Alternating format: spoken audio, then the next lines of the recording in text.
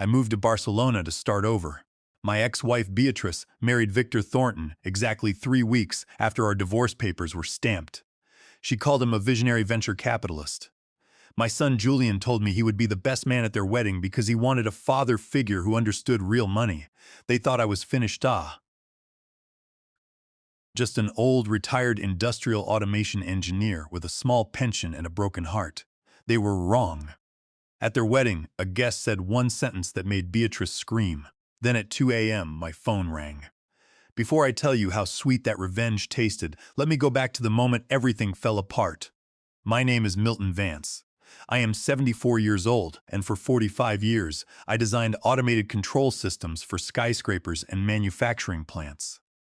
If you have ever felt like you gave everything to people who only saw you as a bank account, please hit the like button and subscribe. Let me know in the comments which city you are listening from. The courthouse parking lot was radiating heat, but I felt freezing cold.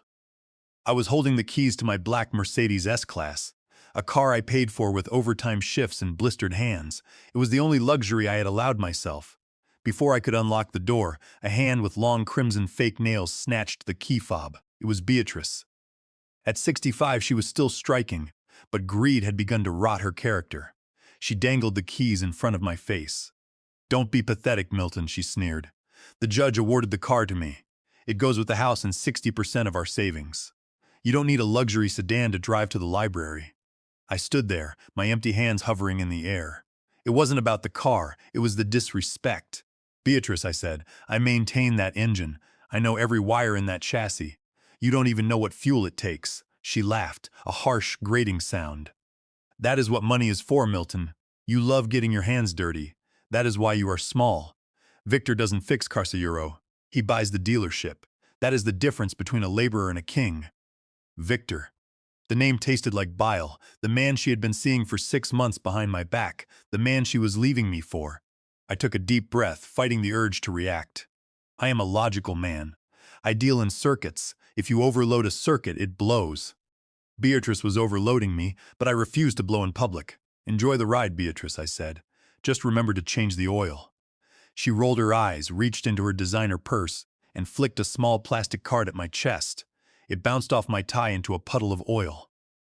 "I didn't want you stranded," she smirked. "It is a bus pass with $20. That should get you to some cheap motel." I looked at the bus pass floating in the oil. It was the ultimate insult. After 40 years of marriage, after paying for her surgeries and vacations, I was worth a $20 bus pass. I bent down to pick it up, my knees popping with age. As I wiped the oil off, a shadow fell over me. It was Julian, my 35-year-old son, wearing a tight suit to look like a Wall Street tycoon. He was carrying a box of his mother's personal items from my car. "Julian," I said, "I am glad you are here. Let's grab dinner. I need to figure out my next move." He avoided my eyes, shifting the box. "I can't, Dad," he mumbled. "Victor is taking us to a steakhouse downtown where steaks cost $300. "We are celebrating." "Celebrating?" I asked, a crack in my composure. "Celebrating the end of your parents' marriage." Julian looked up with pity mixed with contempt. "Look, Dad, let's be real," he said with sudden arrogance.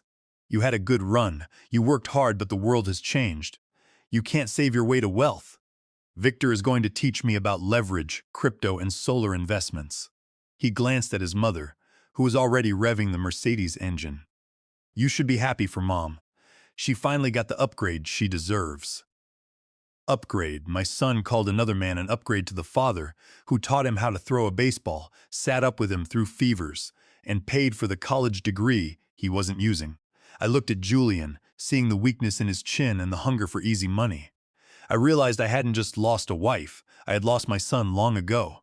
I was just too busy working to pay for their lifestyle to notice. The horn honked. "Julian." "Let's go," Beatrice yelled. "Don't waste your breath. He thinks rich means having a savings account." Julian gave me a quick, dismissive nod. "Take care, Dad. Maybe get a hobby." He got into the passenger seat of my car without looking back.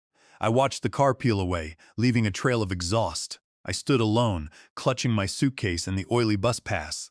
Most men would have cried or gone to a bar. But I am an automation engineer. When a system is corrupted, you don't mourn it. You disconnect it, isolate the fault, and build a new circuit. I sat on the bus stop bench and took out my phone. My hands were steady. I called my broker, Walter Aldridge. Milton, did everything go okay in court? Sell it, I said, my voice flat. Sell what, Milton? The stocks? Everything, I replied. The remaining portfolio, the bonds, the antique collection, the land in Georgia. Turn it all into cash today. There was silence. Milton, that is a massive liquidation. The market is volatile. You might lose a few percentage points. I don't care, I said, watching the city bus rumble toward me. Liquidate it all and wire the funds to the international account we set up last month. The international account? Are you going somewhere? Yes, I said as the bus screeched to a halt. I stepped up, tapping the oily bus card Beatrice had thrown at me against the reader. It beeped. Approved. I am going to Barcelona, Walter. When? He asked. Tonight, I replied. I hung up and looked out the dirty window. Chicago, the city I had helped automate with my own hands, slid past. My ex-wife thought she had stripped me bare. My son thought I was a failure. They thought they had taken everything. But they didn't know about my patent. They didn't know about the German energy contract. By taking the house and the car, they had anchored themselves to a sinking ship while I cut the rope to float away. Let them have the Mercedes and the house. I was about to find out how much leverage Victor really had. I closed my eyes as the bus rumbled along. This was the beginning of their education, and tuition was going to be very expensive, 6 months. That is how long it takes to learn that silence is not empty, but full of answers. In Chicago, my life had been a constant, deafening cacophony of demands. Beatrice wanting a new sunroom. Julian needing bail money for another failed venture capital scheme, and Clara complaining that our family dinners weren't trendy enough for her social media followers. But here in Barcelona, on the terrace of my apartment overlooking the Mediterranean, the only sound was the distant chime of the tram and the seagulls circling the blue water. I took a sip of my espresso. It was strong, dark, and simple, just the way I like it. My neighbors here think I am just a retired pensioner living on a tight budget. They see an old man in a linen shirt and comfortable sandals walking to the local market to buy fresh tapas. They treat me with a kindness I hadn't felt in decades. Buenos dias, Senor Milton, the baker says every morning, handing me a fresh baguette. They don't know that the man buying a €2 loaf of bread holds the primary patent for the APS 900 automated power sequencing system. They don't know that every time a manufacturing plant in Berlin powers up its assembly line, or a hospital in Tokyo switches to emergency generators, a fraction of a cent is deposited into an account that Beatrice never knew existed. She never asked about my work. To her, I was just a blue-collar worker, with grease under his fingernails, someone who crawled through dirty conduits. She didn't understand that automation controls are a language, and I was one of the few who knew how to write poetry in it. I had protected that patent during the divorce proceedings. Beatrice lawyers had dismissed my intellectual property as worthless paper because it hadn't generated big commercial numbers yet. They wanted cash and real estate. I let them have it, keeping the quiet future for myself. It was my safety net, and now it was my absolute freedom. I placed my cup on the saucer, enjoying the warmth of the ceramic. I was finally breathing. My blood pressure was down. The phantom pains in my back were gone. I was ready to close the book on my past life completely. Then, my phone buzzed on the mosaic table. It was a jarring mechanical sound that seemed to slice through the Spanish sunlight. I looked at the screen. The name flashing there was Julian. My thumb hovered over the decline button. I had spoken to him only once since the incident in the parking lot Euro, a brief text message to confirm I had landed safely in Europe. He hadn't replied. Why call now? Why disturb the first real peace I had known in 40 years? I am a logical man. Logic dictates that you gather data before you make a decision. So, against my better judgment, I answered. Hello, Julian, I said. My voice sounded deeper, calmer than he probably remembered. Dad, is that you? The connection was clear, but his voice sounded tinny, rushed. There was no warmth in it. No hello, how are you? Or happy birthday, even though I had turned 75 last week. Yes, Julian, it is me. Is everything all right? Yeah, everything is great. Fantastic, actually, he said. But he was speaking too fast. I could hear the clinking of glasses in the background, the loud murmur of a crowded room. We are at the country club. Victor just bought a round of drinks for the entire members' lounge. I didn't say anything. I let the silence stretch, forcing him to fill it. Anyway, Dad, I am calling because Mom wanted me to tell you. It is official. The wedding is next month. I looked out at the sea. A small sailboat was fighting against the current. Next month, I asked. The divorce was finalized 6 months ago. That is a very fast timeline. It is a whirlwind romance, Dad, Julian said, his voice taking on a defensive edge. When you know, you know. Victor doesn't like to wait. He is a man of action, not like, he makes things happen. I closed my eyes. Even from 4,000 miles away, the comparison stung. Not because I was jealous of Victor, but because my son was so easily seduced by the flash of fool's gold. The venue is the Gold Coast Ballroom, Julian continued, bragging now. 500 guests, lobster flown in from Maine. It is going to be the event of the decade. Mom is going to look like a queen. That sounds expensive, I said dryly. I hope she has a good prenup. There was a pause, and then I heard Julian sigh, a sound of heavy irritation. Why do you always have to bring things down to money and contracts, Dad? Victor doesn't think like that. He is a billionaire. He doesn't need to protect himself from the woman he loves. He is currently setting up a trust fund for Clara and me. In fact, he just gifted me a luxury watch yesterday. A platinum chronograph. He said a vice president of operations needs to look the part. I listened to his voice, analyzing the signal beneath the noise. Julian was talking about trust funds, luxury watches, and massive weddings, but his tone was frantic. It was the voice of a man trying to convince himself of a lie. I had spent a lifetime troubleshooting complex electrical systems. When a machine is running too hot, the frequency rises. Julian was running very hot. I could hear the friction in his words. Victor is setting up a green energy solar farm. REIT, Julian added, eager to impress me. We are scaling fast. I am going to be running the entire logistics division. This is real wealth, Dad, not just saving pennies in a bank account. I took a slow breath. I knew my son. He wanted the crown without the labor. He wanted the validation of success without the sweat of building it. I let the silence hang for a moment, listening to the clinking of glasses across the ocean. I was about to tell him to be careful, to check the registration of this solar REIT, but I stopped myself. You cannot warn a man who is running towards a cliff if he thinks he has wings. I was just about to say goodbye when there was a rustling sound on the line, and the signal changed. Give me that. A female voice hissed over the line. I heard a brief scuffle, the sound of the phone changing hands, and then my daughter-in-law Clara's voice came through. It was dripping with that fake, synthetic sweetness that is more dangerous than open hostility. Hello, Milton, she said. Her laugh grated on my nerves. We just wanted to make sure you got the message clearly. We are sending you a wedding invitation, but it is really just for formality. Honestly, you don't need to come. I gripped the phone, maintaining my composure. Excuse me? Look, let's be realistic, Milton, Clara said, sounding like she was explaining a simple concept to a child. A plane ticket from Europe is very expensive, especially for someone on a fixed income like yours. We don't want you to stress about money. And honestly, Victor has invited senators, CEOs, and people from the Forbes list. It might be awkward for you. We don't want you to feel out of place in your old off-the-rack suits. I looked down at the shirt I was wearing. It was custom-made from fine linen, tailored by a local shop in Barcelona that had dressed generations of Catalan gentlemen. But to Clara, value was only found in visible logos, not actual quality. So, you are calling to uninvite me? I asked, keeping my tone perfectly flat. We are calling to save you the embarrassment, she corrected quickly, and to let you know that you have been replaced. Victor is going to walk Julian down the aisle when he renews his vows with me next year. He is also going to be the grandfather to our future kids. He is the patriarch of this family now. We just thought you should know so you don't show up, make a scene, and ruin Mom's big day. She didn't wait for my response. I heard her laugh again, a high-pitched, nervous sound, before the line went dead. I slowly lowered the phone to the table. The Barcelona sun was still warm. The sea was still sparkling, but the temperature in my world had just dropped 10 degrees. Replaced. Ribbon cutting. Fixed income. I sat there for a long time, analyzing the conversation.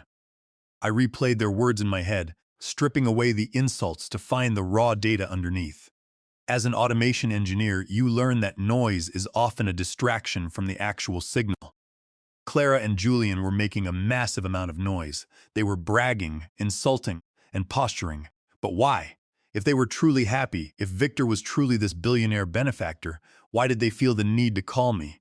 Why go out of their way to tell me not to come? If I was so insignificant, so poor, and so past my prime, why did I still occupy enough real estate in their minds to warrant an international phone call?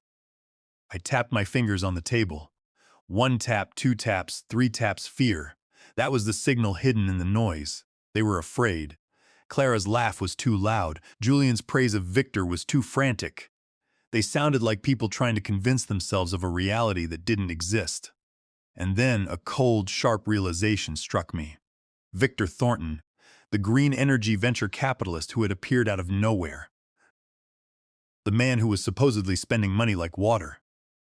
I thought about the family house that Beatrice had taken in the divorce settlement. I thought about the joint accounts she had drained. And then I remembered a crucial detail. 20 years ago, when I rewired and fully automated our estate in Chicago to industrial standards, I had placed a mechanic's lien on the property under my business, Vance Automation LLC. It was a standard technicality, a way to protect the family asset from any potential business lawsuits or creditors. I had never removed that lien. It was still recorded in the Cook County Registry of Deeds. If Victor was trying to leverage the house for loans, or if he was trying to refinance it to fund his massive solar bond project and pay for this event of the decade, that mechanic's lien would pop up. The bank's title company would immediately flag it. A refinance could not close without my signature releasing that lien.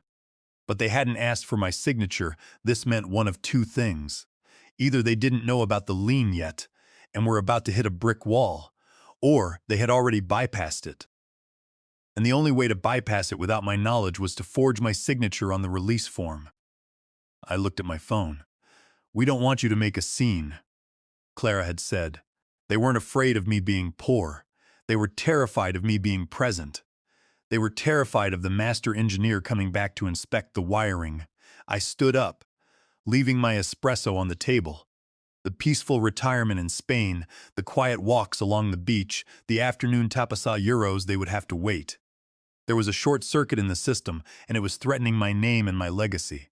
I couldn't let my son, as foolish as he was, destroy himself completely. Or perhaps, I needed to see the fire with my own eyes to believe it. I opened the airline app on my phone. Clara had worried about me affording a ticket. She thought I was scraping pennies together. I scrolled past the economy seats. I scrolled past business class.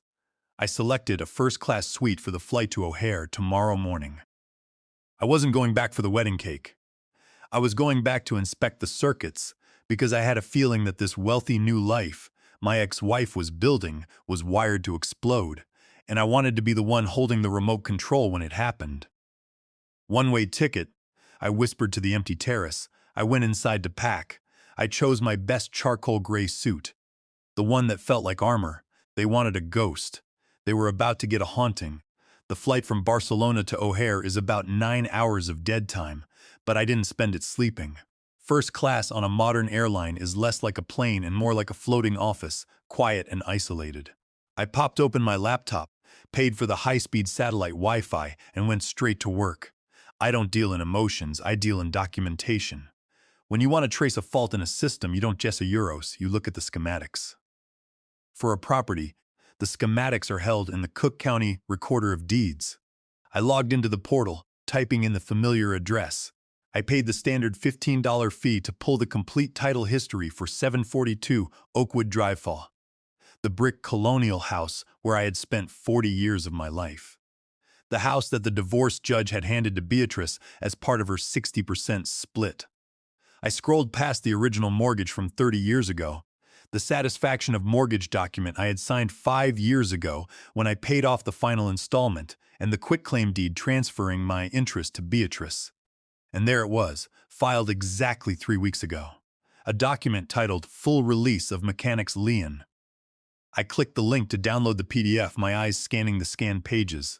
I zoomed in on the signature page. My breath caught in my throat, not from panic, but from the sheer audacity of it.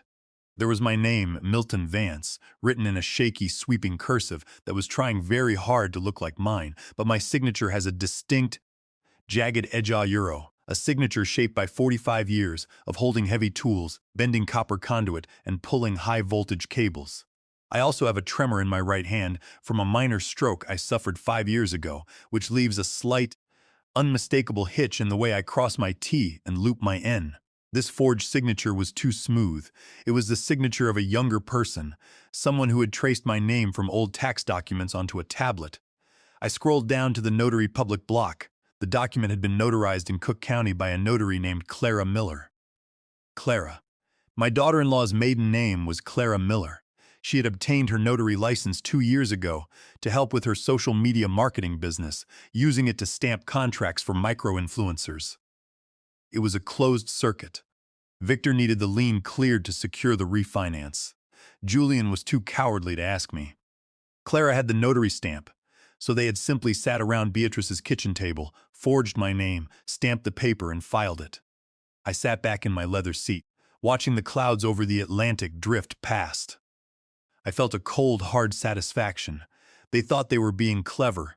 They thought an old retired engineer living in Spain would never check the public county registry. They didn't understand the law. Under Illinois compiled statutes, specifically 720 ILCS 517-3, forgery is a Class 3 felony, punishable by up to 5 years in state prison. But more importantly, under Illinois property law, a forged lien release is void ab initio. It has no legal validity from the very second it is created. It doesn't matter if the bank approved the loan. It doesn't matter if a title company insured it.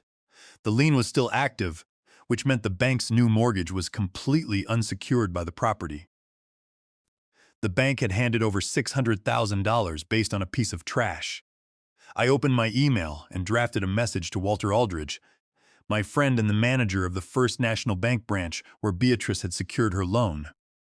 Walter, I wrote, I am currently on a flight back to Chicago. I have just pulled the title records for Oakwood Drive. The release of the mechanic's lien filed on the property is a forgery. I did not sign it, nor did I authorize it. The notary who stamped it is Clara Vance, my daughter-in-law, using her maiden name. I need you to pull the physical loan file immediately. I will see you in your office tomorrow morning at 9 a.m. I hit send. The email went out into the ether, a silent spark traveling through the cables, ready to blow the first fuse. I closed my laptop and stared out the window. The sky was turning a dark, bruised purple as we chased the sunset westward. I thought about Beatrice. I thought about the woman who had stood in the courthouse parking lot and told me I was small. I had spent 40 years protecting her. 20 years ago, when my engineering company, Vance Automation LLC, faced a massive frivolous lawsuit from a corrupt general contractor, I had intentionally placed that mechanic's lien on the family home.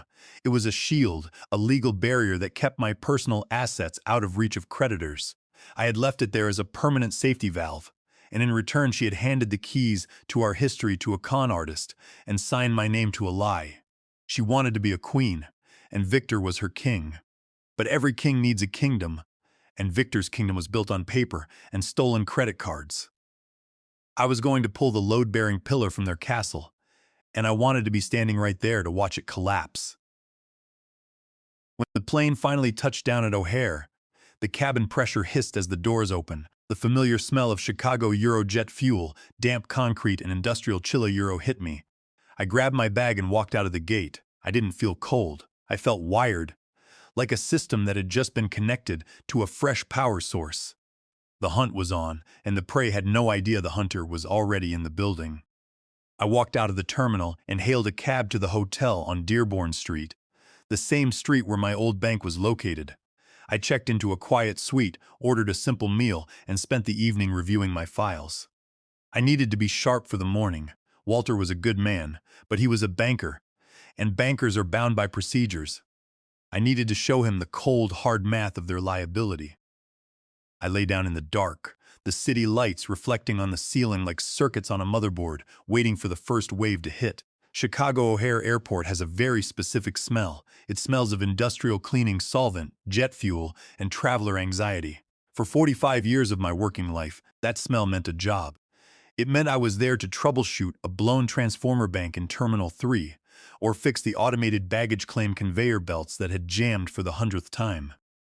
But today, stepping through the terminal gate after my flight from Barcelona, the smell was different. It smelled like a setup, and I was the only one who could see the wiring.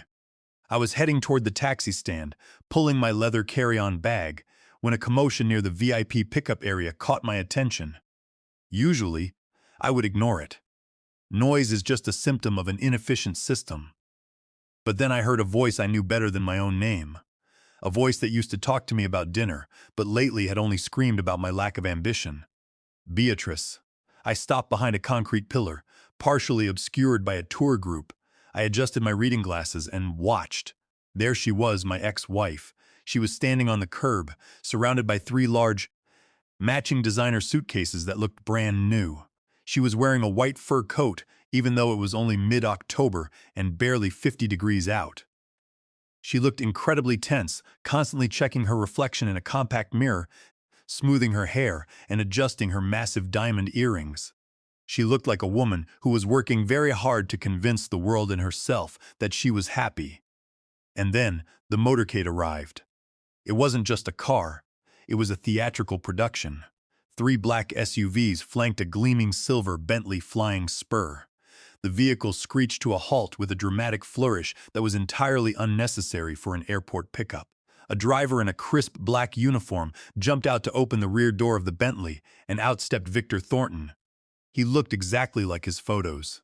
He had a deep, unnatural tan, teeth that were blindingly white, and a custom-tailored suit that looked like it cost more than my first apartment. He threw his arms open wide, playing to an audience of absolutely nobody. "My queen," Victor bellowed. His voice boomed off the concrete overhang of the terminal. Chicago is not the same without its brightest star. Beatrice squealed like a schoolgirl and threw herself into his arms. I watched them embrace, and it looked completely rehearsed, like a scene from a soap opera that had been canceled due to bad acting. Julian was there too, getting out of one of the support SUVs. He was high-fiving the drivers, acting like he was part of a presidential security detail. Passers-by stopped to stare, whispering to each other, wondering if they were movie stars or tech billionaires. I stared too, but I wasn't looking at the fur coat, the white teeth, or the cameras. I was looking at the Bentley. Specifically, I was looking at the rear bumper. To the untrained eye, a silver Bentley Flying Spur is a symbol of unlimited wealth, a $200,000 driving statement. But I am not an untrained eye. I am a master automation engineer who spent 45 years servicing the commercial properties of Chicago's elite, and I know how the wealthy operate. More importantly, I know the local businesses. My eyes locked onto the license plate frame.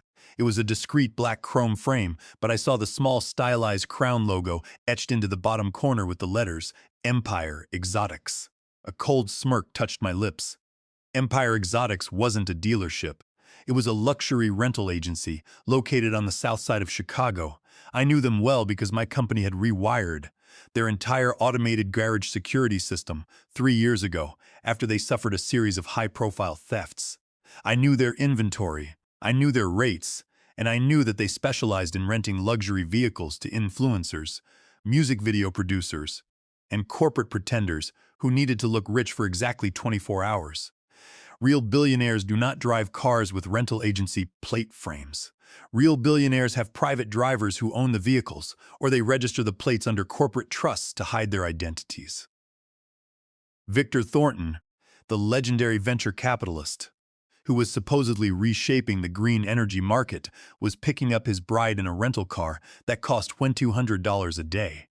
I watched as the uniformed driver loaded Beatrice's bags. I noticed that the automatic trunk lid didn't close when he pressed the button. The button, he had to push it down manually with a firm shove. That meant the hydraulic trunk actuator was failing euros, a known maintenance issue that Empire Exotics hadn't fixed yet because the parts were back-ordered from Crew. Victor wasn't buying the world.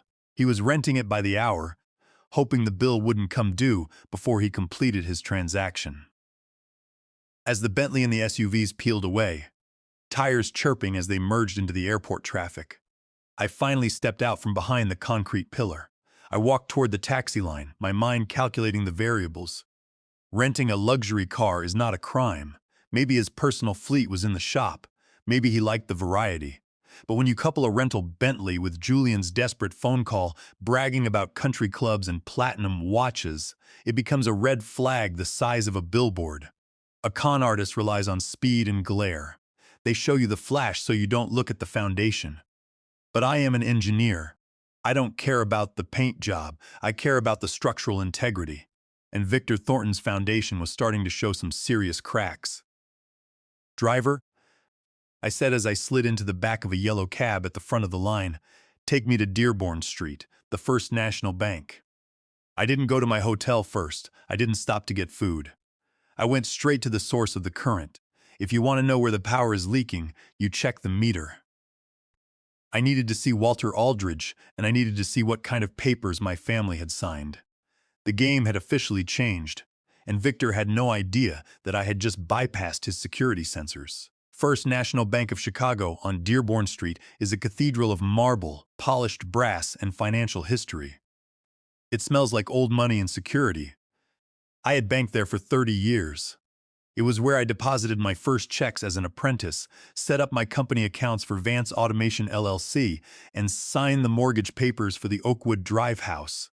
I walked through the heavy revolving glass doors, the cool air conditioning hitting my face. The security guard, Dennis, a man who had stood at that door for 20 years, looked up from his console. His eyes widened when he saw me. He stepped out from behind his desk, offering a thick, calloused hand. "Mr. Vance, is that you?" Dennis asked, his voice full of surprise. "You look 10 years younger." "Travel agrees with me, Dennis," I said, shaking his hand. "I have been eating fresh fish and walking along the Mediterranean." "Is Walter in, Mr. Aldridge?" "Yeah, he is in his office. Go on back. He has been asking about you since you wired those funds to Spain." I walked down the quiet, carpeted hallway to the back of the branch where the executive offices were located. I knocked on the heavy glass door of the branch manager's office. Walter Aldridge, an old friend from my high school football days, looked up from his computer monitor. He dropped his pen on the oak desk. "Milton," he exclaimed, coming around the desk to give me a firm handshake. "I thought you were gone for good. You look like you just bought the Sun. When did you get back in town?" "Yesterday," I said, sitting down in the leather chair opposite his desk. I didn't waste time with small talk. I am an engineer. I identify the fault and I fix it. "Walter, did you get my email? I need to see the file." Walter's smile faded. The warmth of the old friend disappeared, replaced by the cautious posture of a bank manager. He sat back down and sighed, tapping his keyboard. "I got your email, Milton," Walter said quietly, keeping his voice low, "and I pulled the physical file. The loan closed 2 weeks ago. We ran it through our high net worth division. Ideally, Beatrice should have owned the house free and clear," I said. "I paid off the original mortgage 5 years ago. The title was clean except for my company's mechanic's lien. Why did you approve a refinance without my release?" "Because we received a stamped, notarized release form," Walter said, turning his monitor so I could see the scanned document. It was the same PDF I had downloaded on the plane. The forgery looked official on the screen. The notary stamp from Clara Miller was crisp and red. "Walter," I said, leaning forward, "I did not sign that paper. My company, Vance Automation LLC, did not release that lien. The notary is my daughter-in-law, Clara, using her maiden name. This is a forged document, which makes the release void ab initio. Under Illinois property law, your new mortgage is unsecured. You have loaned money against a property that still has a primary lien holding first position." Walter rubbed his face with his hands. He looked tired. "I know, Milton. If what you are saying is true, the bank has a major problem. But the money is already gone." "How much?" I asked. "She took out a home equity line of credit," Walter said, pointing to the figure on the screen. "A massive one. She pulled out 80% of the home's appraised value. That is $600,000, Milton. In cash." The room went silent. $600,000. That was the equity I had spent a lifetime building. That was the roof over her head. "Why?" I asked. "Why would she need that kind of liquidity? She got 60% of our joint savings in the divorce. She has the alimony." "She didn't do the talking," Walter whispered, leaning in closer. "She came in here with him. Victor Thornton. He was the conductor of the entire meeting. He was incredibly charming, using all the right buzzwords: euros, green energy, microgrids, solar farming REITs, blockchain-backed asset allocation. He told our loan officer that he was letting Beatrice in on the ground floor of a massive solar development project in Mexico. He promised her she would triple her money in 3 months. I felt a cold knot tighten in my chest. It was the sickening feeling of watching a machine tear itself apart because someone removed the safety valves. "He is supposed to be a billionaire venture capitalist." "Walter," I said, my voice dripping with irony. "Why does a billionaire need his fiancée's home equity money for bridge capital?"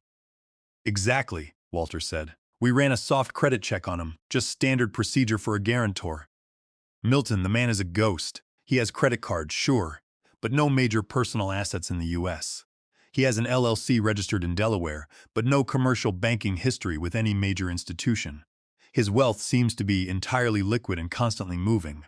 But Beatrice, she was looking at him like he was a god. She signed the papers without reading them.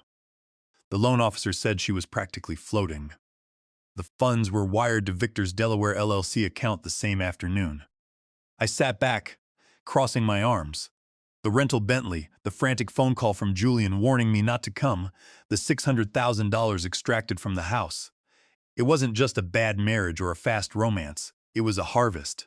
Victor Thornton wasn't marrying my wife. He was consuming her assets, and Julian, my foolish, greedy son, was standing in line to be next. "Does Julian know about the refinance?" I asked.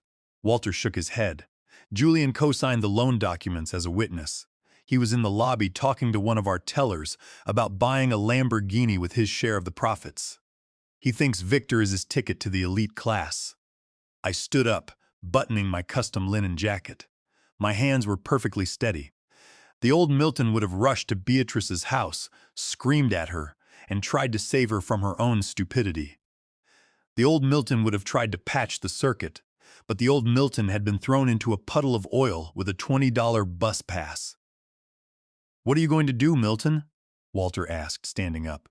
"The bank will have to start an internal fraud investigation, but the legal wheels move slowly. We can't stop the wedding." I looked at my old friend. The light from the window reflected off his glasses. "I am not going to stop the wedding, Walter," I said. "I am just going to make sure that when the breaker trips and the lights go out, I am the only one holding the remote control.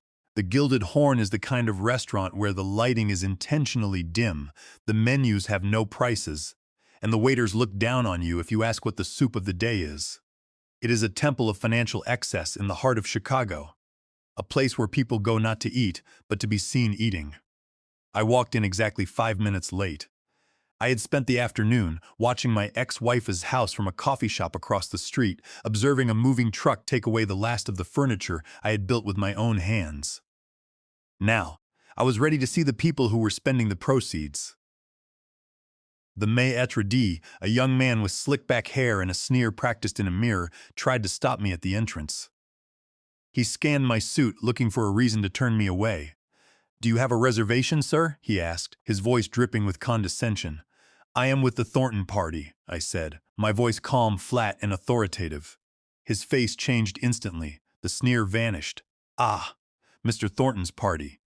The VIP room, right this way, sir." He led me through the main dining room, past tables of local politicians and athletes, to a semi-private alcove in the back. They were already seated. Beatrice, looking like a disco ball in a silver sequined dress that was far too young for her. Julian nervously nursing a glass of scotch. Clara scrolling through her phone, ignoring everyone. And Victor. Victor sat at the head of the table, his arms spread wide along the back of the leather booth, claiming the space like a silverback gorilla. When Victor saw me, his smile didn't reach his eyes. It was a predator's grin, tight and calculating. "Milton," Victor boomed, standing up halfway but not actually offering a hand. "We didn't think you would actually come. We thought the flight from Europe might be too much for your constitution." I pulled out the empty chair opposite him. "My constitution is fine, Victor. I survived 45 Chicago winters working on commercial projects. A first-class flight is hardly a challenge." Clara looked up from her phone. Her eyes raked over my charcoal gray suit, The one I had bought from the tailor in Barcelona who dressed diplomats. She wrinkled her nose. Is that you are wearing to the wedding, Milton? She asked, her voice loud enough to turn heads at the next table. It looks a bit boxy. Did you pick it up at a discount outlet? We really wanted this to be a black tie affair. We don't want you looking like the catering staff. I smoothed the lapel of my jacket. The fabric was Super 150's wool, soft as butter. It had cost more than her first car. It is custom made, I said softly. In Europe, we prefer fit over flash. Clara rolled eyes. Europe, please. You probably bought it at a tourist trap. Victor is wearing custom Brioni. That is what actual success looks like. Beatrice placed a hand on Victor's arm, marking her territory. Don't be mean, Clara. Milton does the best with what he has. He has always been frugal.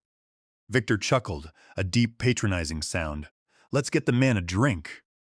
Waiter. A sommelier appeared instantly, holding a leather-bound wine list. Bring us the Chateau Margaux 1996, Victor commanded without even looking at the list. And bring a tasting glass for my friend here. Victor pointed a thick finger at me, his heavy gold rings catching the dim light.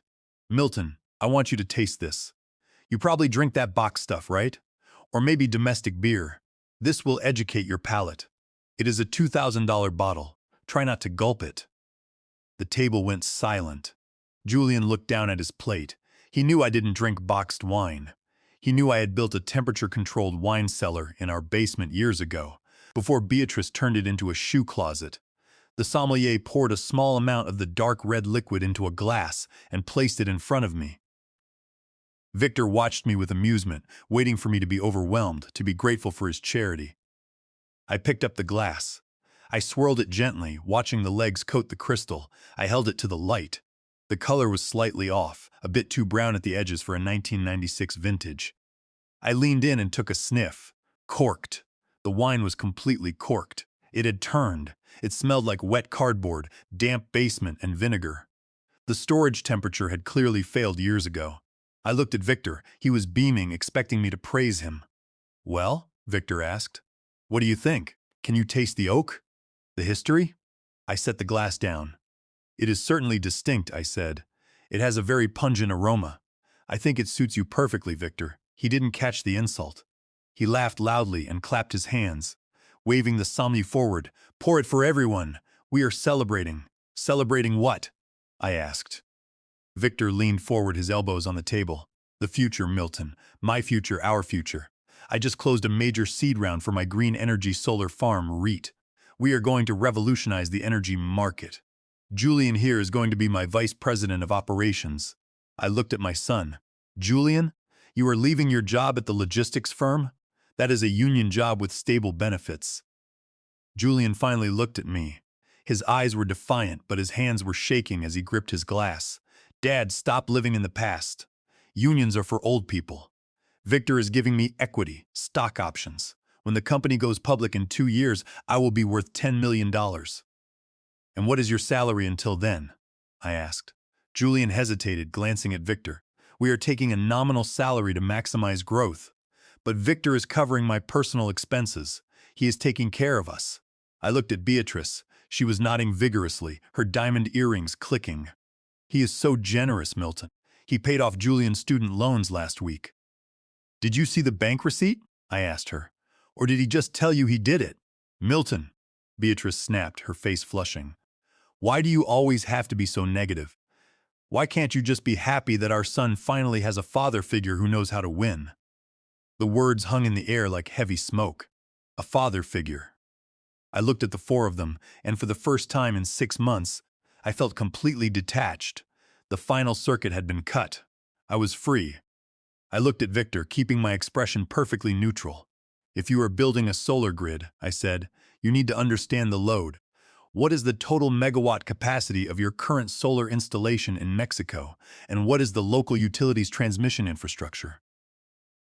Mexican grid regulators can be very strict about grid tie synchrophaser compliance. Victor's grin faltered for a fraction of a second. His eyes narrowed, the calculations behind them turning dark.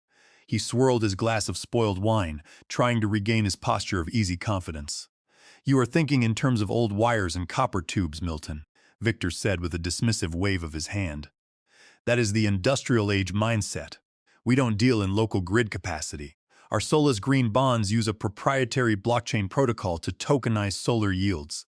We distribute the asset pool across offshore liquidity providers to bypass traditional grid regulations.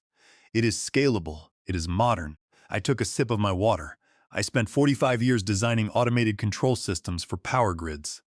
You cannot bypass physics with a blockchain protocol. If a solar panel generates power, that power has to travel through a physical copper or aluminum wire to a transformer station. If the local grid capacity isn't there, the power is lost as heat. So, who is your engineering contractor? I asked. Who is doing the automation programming for the sequencing valves? Victor laughed, a loud artificial sound that turned heads at the next table. He pointed a thick, manicured finger at me.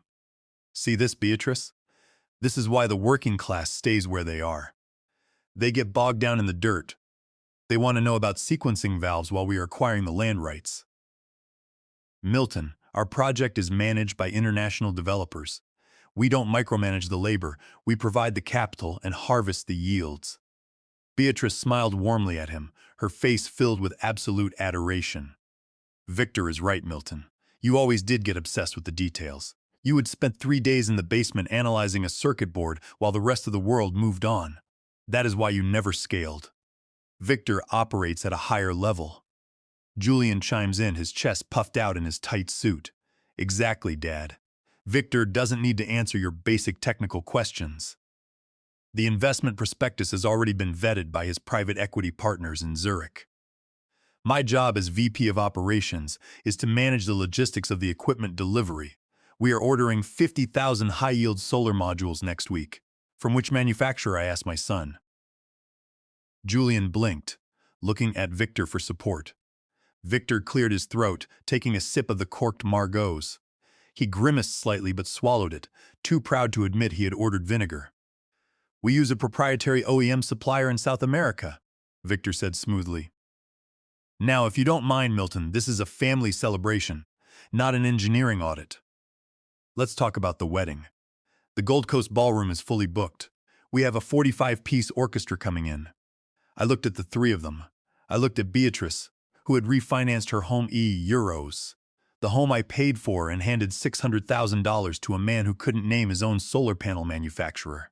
I looked at Julian, who had resigned from a stable union logistics job with full health benefits to become the vice president of a paper company, all for the promise of a Lamborghini. They were so eager to believe the lie because the truth required labor. The truth required getting your hands dirty. Victor was offering them a shortcut, and they were running down it with their eyes closed. And what is the expected timeline for the initial yield distribution? I asked Beatrice. 3 months, Beatrice said proudly, dabbing her lips with a silk napkin. Victor is guaranteed a 300% return on the seed capital. We are going to buy a winter home in Naples, Florida. Clara has already started looking at the listings on her laptop. 3 months, I repeated. A 300% return on a physical utility development project in a foreign country that hasn't even broken ground yet. That is a remarkable rate of return. It is called leverage, Milton. Clara said from across the table, her eyes still glued to her phone screen. You wouldn't understand it. It is what people do when they aren't afraid of success. I set my water glass down on the white tablecloth. The crystal made a soft, final click against the wood. I had all the data I needed. The circuit was fully mapped, the load was calculated, and the safety limits had been exceeded. The system was running toward a catastrophic failure, and they were the ones feeding it power. I stood up slowly, buttoning my charcoal gray jacket. The custom fabric felt cool against my chest. It has been an educational dinner, I said. I will let you get back to your celebration. No hard feelings, Milton, Victor said, leaning back in his booth. Business is evolution, survival of the fittest. We are just moving at a different frequency. I looked at him, letting my gaze linger on his expensive, sweat-slicked forehead. You certainly are, Victor, I said. I hope your wallet is as thick as your mouth, because carrying this family is heavier than it looks. Victor's predatory grin faltered. His eyes went cold. What is that supposed to mean? It means enjoy the dinner, I said. I have an early flight to catch in the morning. Or at least, that is what I am telling myself. I turned and walked away, my leather shoes silent on the carpet. I could hear Clara whispering behind me, her voice sharp with contempt. God, he is so bitter. He can't stand seeing us happy. But I am not bitter. I felt a strange, profound sense of relief. The final connection had been severed. I was no longer responsible for their safety. I walked past the open kitchen, past the glass-walled wine cellar, and stopped at the host's stand near the heavy front doors. I didn't leave. I stepped into the shadows of the foyer, pretending to search my pockets for my coat check ticket. I wanted to see the final act of this dinner. I wanted to see the bill. Through the glass partition of the foyer, partially hidden by a decorative potted palm, I watched the waiter approach their table. He was carrying a black leather folder, the final bill for a dinner that included a $2,000 bottle of spoiled wine, prime steaks, and high-end appetizers. Victor didn't even open the folder. He snatched it up with a theatrical flourish, not bothering to check the total. He pulled a black metal credit card from his designer wallet and tossed it onto the waiter's tray like a throwing star. It was a calculated display of absolute financial dominance, designed to impress Beatrice and show me, the supposedly broke ex-husband, what real wealth looked like. I count the seconds in the dark of the foyer. 1, 2, 3. The waiter walked to the POS terminal at the side station. He swiped the black card. He frowned. He wiped the magnetic strip on his apron and swiped it again. He tapped the touch screen, waited for the processing circle to spin, and then shook his head. He walked back to the table, leaning down to whisper something discreetly into Victor's ear. Victor laughed loudly, waving his hand as if dismissing a minor technicality. I couldn't hear the words through the glass, but his gestures were clear. "Try it again," he was saying. "It is a high-limit card." The bank probably flagged the international transaction. The waiter went back to the terminal. He swiped the card a third time. Nothing. He picked up the landline phone next to the register, spoke to someone for a moment, and then hung up. He walked back to the table, this time without the leather folder. I saw Victor's face change. Under the warm, dim lighting of the VIP alcove, a deep red flush started at his collar and crept up to his hairline. The easy, relaxed posture of the billionaire venture capitalist vanished. He sat up straight, patting his pockets frantically. He pulled out another card, a blue one, and handed it to the waiter with a tight, forced smile. The waiter returned to the terminal. Swipe. Pause. The red light on the terminal flashed, declined. Beatrice looked concerned now.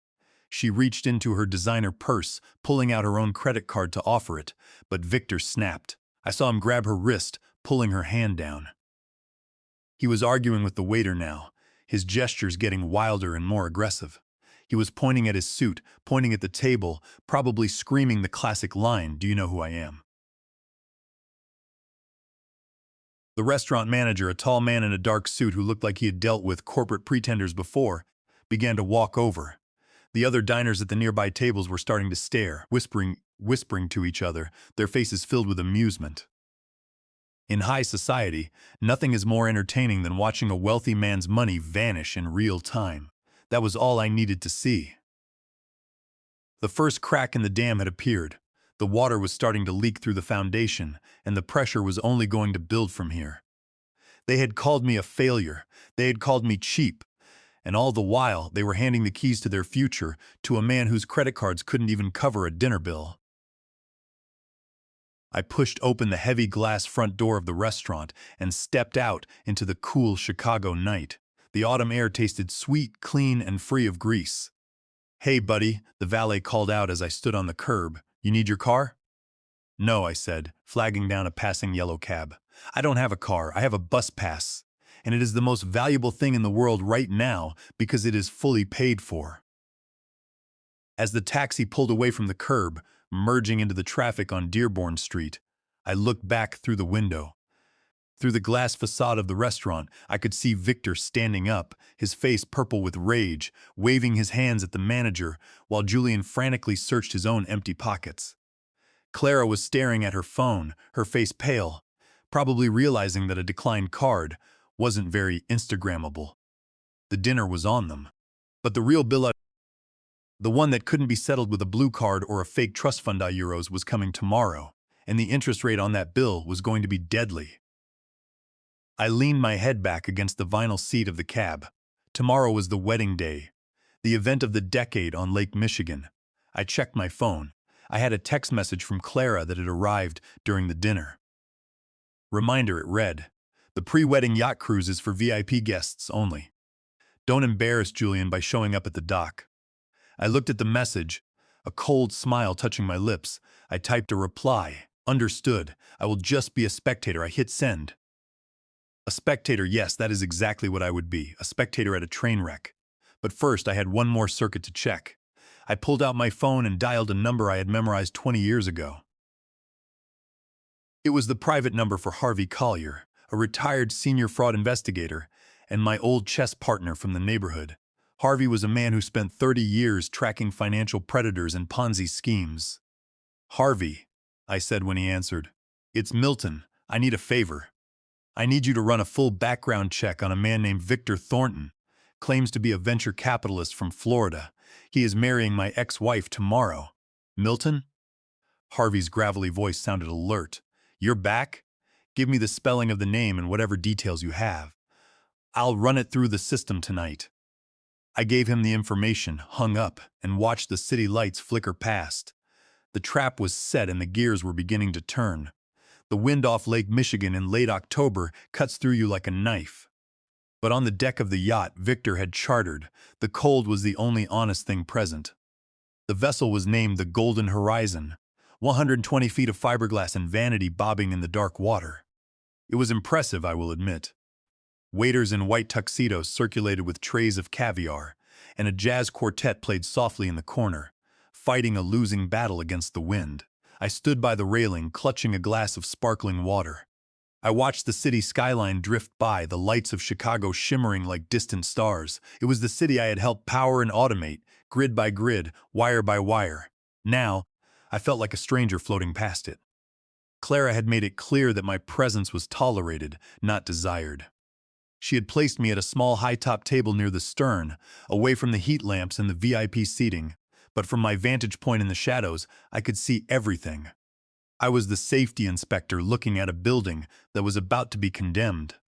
The center of gravity, as always, was Victor. He was holding court near the bow, surrounded by a group of men who looked hungry, not hungry for food, but for the kind of easy money that ruins lives. Julian was right next to him, practically vibrating with excitement. My son looked like a child who had been invited to the grown-ups' table for the first time, unaware that he was actually on the menu. I moved closer, keeping to the edge of the crowd. "I wanted to hear the pitch, gentlemen." Victor's voice carried over the wind, loud and confident. "The traditional energy sector is a dinosaur. It is slow, overregulated, and designed to keep you small. What I am offering you with Solus Green Bonds is not just an investment, it is a direct route to generational wealth." He pulled out his phone and tapped the screen, displaying a graph with a jagged green line shooting upward. "Our solar fields in Chihuahua are backed by long-term government power purchase agreements," Victor said, his eyes gleaming under the deck lights. "We are looking at a 400% return on seed capital within the first fiscal year. Conservative estimates." I watched Julian's face. He was staring at the phone screen with a mixture of awe and greed. He wasn't asking about the environmental impact studies. He wasn't asking about the grid integration permits. He was just seeing the imaginary zeros adding up in his bank account. "I'm in," one of the guests said, a man I recognized as a local car dealership owner. "Put me down for 50,000? Victor laughed, a dismissive, patronizing sound. "That is a good starter position, Mike, but the founder's equity tier begins at 200. That is where you get the priority yield distributions." "I'll do 200, Julian blurted out. My heart stopped. $200,000. That was everything. That was the remaining balance of the trust fund I had set up for him, combined with the personal savings he had left. It was everything he owned. Victor clapped a heavy hand on Julian's shoulder, squeezing it tight. "That is my boy. That is vision. You see, gentlemen, this young man understands the future. He is not afraid to pull the trigger. I wanted to step in. I wanted to grab Julian by the collar and shake him until his teeth rattled. I wanted to scream that Mexican solar concessions are public record, and if Victor really had them, he wouldn't be pitching to car dealers on a rental boat in Chicago. He would be in a boardroom on Wall Street. But I knew Julian wouldn't listen. He was drunk on the proximity to power. To intervene now would only make me the bitter, jealous villain in his fantasy. Then, the sliding glass doors of the main cabin opened, and Beatrice stepped out. If Victor was the king of this delusion, Beatrice was the queen. She was wearing a silver gown that hugged curves she had maintained with expensive surgeries. But what caught the light wasn't the dress. It was the necklace. It was a cascading waterfall of diamonds wrapping around her neck and dripping down toward her chest. It was massive, ostentatious. It had to be 50 carats. Victor left the circle of men and walked over to her, taking her hand and kissing it. "And here is the inspiration for it all," he announced to the crowd. "My beautiful bride, wearing the Thornton family diamonds. These stones have been in our family vault for 3 generations." The crowd oohed and ahed. Clara rushed over, snapping photos with her phone, the flash blinding in the dark. "Oh my God, Beatrice, you look like royalty!" Clara squealed. "Those are insane." Beatrice touched the stones at her throat, her face flushed with pride. She looked at me, spotting me in the shadows by the stern. She lifted her chin, a gesture of pure defiance. "See what I have?" her eyes said. "See what you could never give me?" I took a step closer, my engineering mind taking over. I have a habit, a compulsion really, to understand how things are constructed. Years ago, for our 30th anniversary, I had saved money for 3 years to buy Beatrice a sapphire pendant. I had spent weeks with a gemologist learning about clarity, cut, and the refractive index. I learned how light behaves when it enters a dense stone. I learned that a real diamond has a very specific way of breaking light. It handles light with dignity. It flashes gray and white with subtle fires of orange or blue. I narrowed my eyes, focusing on the necklace as Beatrice moved under the halogen deck lights. The stones were flashing, but they were flashing too much. They were throwing out a chaotic disco ball effect of reds, greens, and purples. It was a chaotic explosion of color. In gemology, that is known as double refraction. Real diamonds are singly refractive. They do not split light into a rainbow like that. Moissanite does, cubic zirconia does, high-end lead glass does. I felt a cold smile touch my lips. The Thornton family diamonds, stones that had been in his vault for 3 generations. It was a lie, a physical, provable lie hanging right around my ex-wife's neck. If the diamonds were fake, the solar farms were fake, the capital was fake, and the man himself was a complete fabrication. I looked at Victor. He was basking in the adoration of the crowd, his arm wrapped around Beatrice's waist. He looked invincible. But under the harsh deck lights, I saw the thin sheen of sweat on his upper lip, despite the freezing wind. I saw the way his eyes constantly darted around the perimeter of the boat, scanning the crowd. He wasn't a billionaire relaxing on his yacht. He was a thief running out of time. At 2 a.m., Chicago's Loop is a ghost town. The skyscrapers rise up like massive concrete tombstones, their offices dark, their lobbies silent. I sat in a vinyl booth at a 24-hour diner on Canal Street, the smell of grease and stale coffee hanging thick in the air. It was a place where cops, cab drivers, and people with nowhere else to go ended up. A bell chimed over the door, and Harvey Collier walked in. Harvey was 72 now, his hair completely white, but he still walked with the deliberate, heavy stride of a cop who had spent 30 years tracking bad guys. He was carrying a thick manila folder under his arm. He slid into the booth opposite me, grunting as his joints settled. "Milton," Harvey said, shaking his head, "you look too good for a man who just got divorced and fled the country. Spain must have some magic in the water." "It is just the lack of friction, Harvey," I said, pushing a cup of black coffee toward him. "In Barcelona, the machines run smoothly, but I came back because I detected a short circuit." "What did you find on Victor Thornton?" Harvey took a long sip of his coffee. He placed the manila folder on the table between us but didn't open it yet. He tapped his fingers on the cardboard, his expression turning serious. "Your ex-wife has a very specific type, Milton," Harvey said quietly. "And that type is a criminal." "What is his real name?" I asked. "Donald Harris," Harvey said. "Born in Ohio, 54 years old. He has been using the alias Victor Thornton for about 4 years. Before that, he was Victor Vansa Euros, no relation to you, just a coincidence Euros. And before that, he was Donald Miller. He is not a venture capitalist. He doesn't own any solar farms in Mexico, and he certainly doesn't have a family vault full of heirloom diamonds. The man is a professional romance scammer and check fraud artist who has been active in 6 states over the last 15 years. I sat back in the booth, the leather creaking. I wasn't surprised. The data was simply confirming the hypothesis. Is he wanted? I asked. Harvey opened the folder. The first page was a printout of a federal warrant. There was a mugshot of Victor, but he looked different. His hair was thinner, he had no fake tan, and his teeth were slightly crooked. He looked like what he saw, a tired middle-aged conman who was running out of steam. Oh yeah. He is wanted, Harvey said, pointing to the red stamp at the top of the page. The FBI has an active warrant out for him for interstate wire fraud, identity theft, and grand larceny. He pulled a scheme in Florida 3 years ago under a different name. He convinced a group of retired widows to invest in a luxury yacht charter company. He took their money, rented a couple of boats to show them a good time, and then vanished with $1.2 million. He has been on the run ever since. And now he is here, I said. Now he is here, Harvey agreed. He found Beatrice on a high-end dating app. He saw a woman who was recently divorced, angry, and holding a massive settlement. He played her like a violin, Milton. The house, the savings, the country club dinners. He used her own desire for status to blind her. He got her to refinance the house, forged your signature to clear the lien, and had the $600,000 wired to his Delaware LLC. And tonight, on that boat, your son Julian just promised him another $200,000.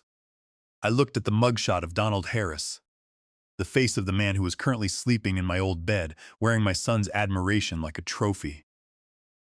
What is his exit plan? I asked. Harvey reached into the folder and pulled out a printout of a flight itinerary. I checked the FAA database through a contact, Harvey said.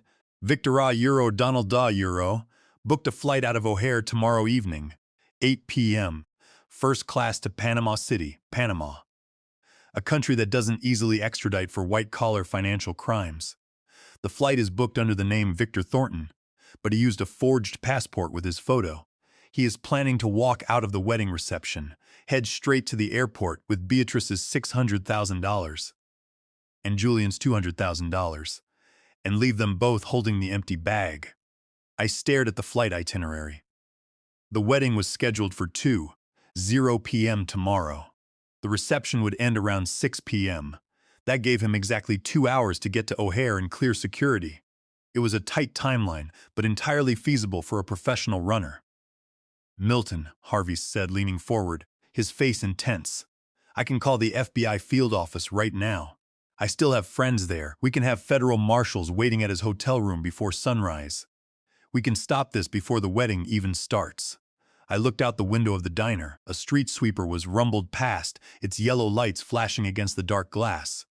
No, I said, slowly. No? Harvey blinked, confused. Milton, the man forged your signature on a property deed. He stole $600,000 from the house you built. He is about to ruin your son. Why the hell would you say no? Because if the FBI arrests him now, I explained, my voice flat and analytical, the bank will immediately freeze all the accounts. The house will go into foreclosure. Beatrice and Julian will lose everything, and they will blame me. They will say I ruined their lives out of jealousy. They will make themselves the victims, and they will never learn the lesson. I know my family, Harvey. They don't respect labor, they only respect results. If I stop the storm now, they will never believe it was coming. So what do you want to do? Harvey asked. I want the wedding to happen, I said. I want the system to reach peak voltage. I want Victor to think he has won.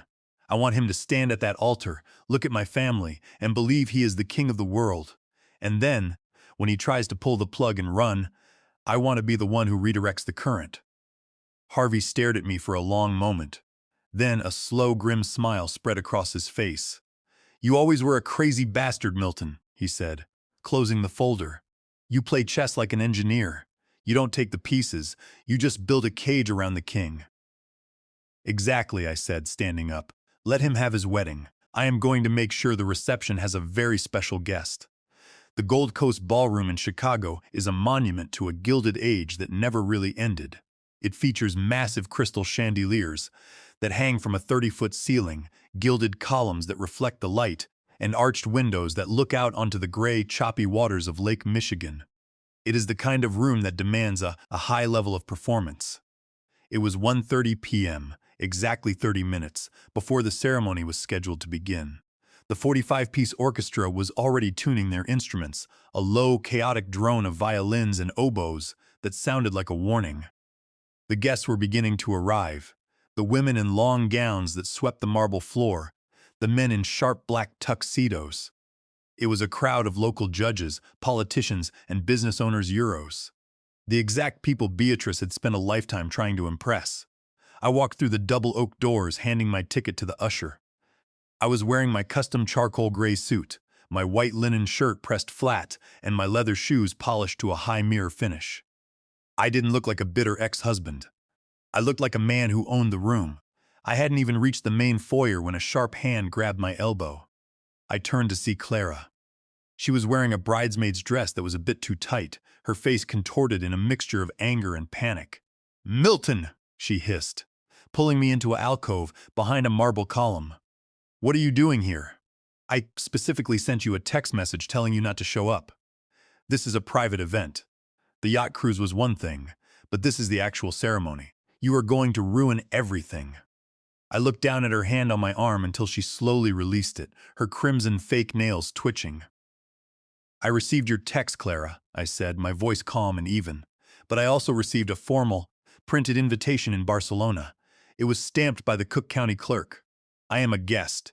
That was just a formality," Clara whispered, her voice rising in pitch.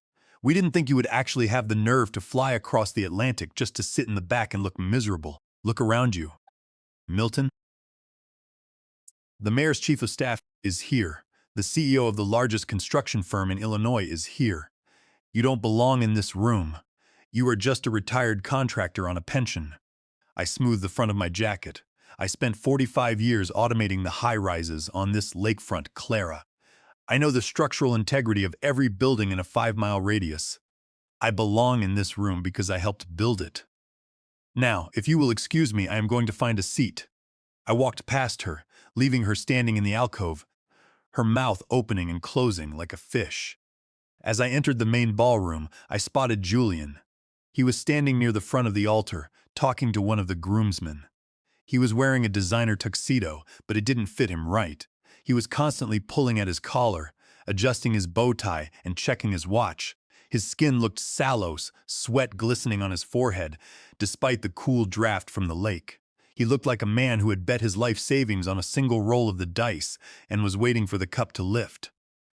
I walked down the side aisle, stopping a few feet away from him. "Julian," I said. My son spun around, his eyes widening. "Dad," he gasped, his voice cracking. You came." I gave him a slow nod. "I told you I would be a spectator, Julian." Julian looked around nervously, checking if Victor or Beatrice was nearby. "Dad, please," he whispered, leaning in. "Don't make a scene. Today is the biggest day of Mom's life. She is finally getting the recognition she deserves. And Victor is about to finalize my equity stake in the solar farm." I looked at his chest, noticing the slight bulge in the inner pocket of his tuxedo jacket. "Have you already signed the partnership agreement, Julian?" I asked. "Not yet," Julian mumbled. "Victor said we will execute the documents right after the reception, before they leave for their honeymoon. I have the cashier's check right here." He patted his inner pocket. $200,000. It is my buy-in." $200,000, I repeated. "A cashier's check. That means the funds have already been cleared and drawn from your account. The bank has already guaranteed the payment." "Yes," Julian said, a defensive, arrogant edge returning to his voice. "It is clean. Victor doesn't take personal checks. He deals in cleared funds only. Once he signs the partnership deed, I will be the vice president of Solus Green Bonds with a 5% equity share. I am finally going to be a partner, Dad. A real partner, not just an employee." I looked at my son, seeing the desperation in his eyes, the hunger for validation that had made him such an easy mark for a professional thief. I felt a momentary pang of sadness, the lingering instinct of a father wanting to protect his child from a hot stove. But a hot stove is the only thing that teaches a child that heat is real. I patted him on the shoulder. My hand was firm. "Just make sure you hold on to that check until you see his signature on the paper, Julian," I said. "Don't let him take it before the ink is dry." "Of course not," Julian said, scoffing. "I am a businessman, Dad. I know how to handle contracts." I looked at him for a long moment, seeing the boy who used to believe I could fix anything. "I hope you do, Julian," I said softly. "I really hope you do." I turned and walked to the very back row of the ballroom. I chose a seat near the exit, where the light from the chandeliers was dim and the shadows were long. I sat down, crossing my legs, and waited. The orchestra finished tuning. The conductor raised his baton, and the first heavy chords of the wedding march began to echo through the massive hall. The doors at the back opened, and the show officially began. The ceremony itself was a blur of white lace, silver sequins, and rehearsed vows. Beatrice walked down the aisle, her arm linked with Julian's. She kept her eyes fixed on Victor at the altar, never once looking back toward the shadows where I sat. Victor stood there, his hands clasped in front of him, looking like a statesman. The priest spoke about commitment, about building a foundation, and about the sacred nature of trust.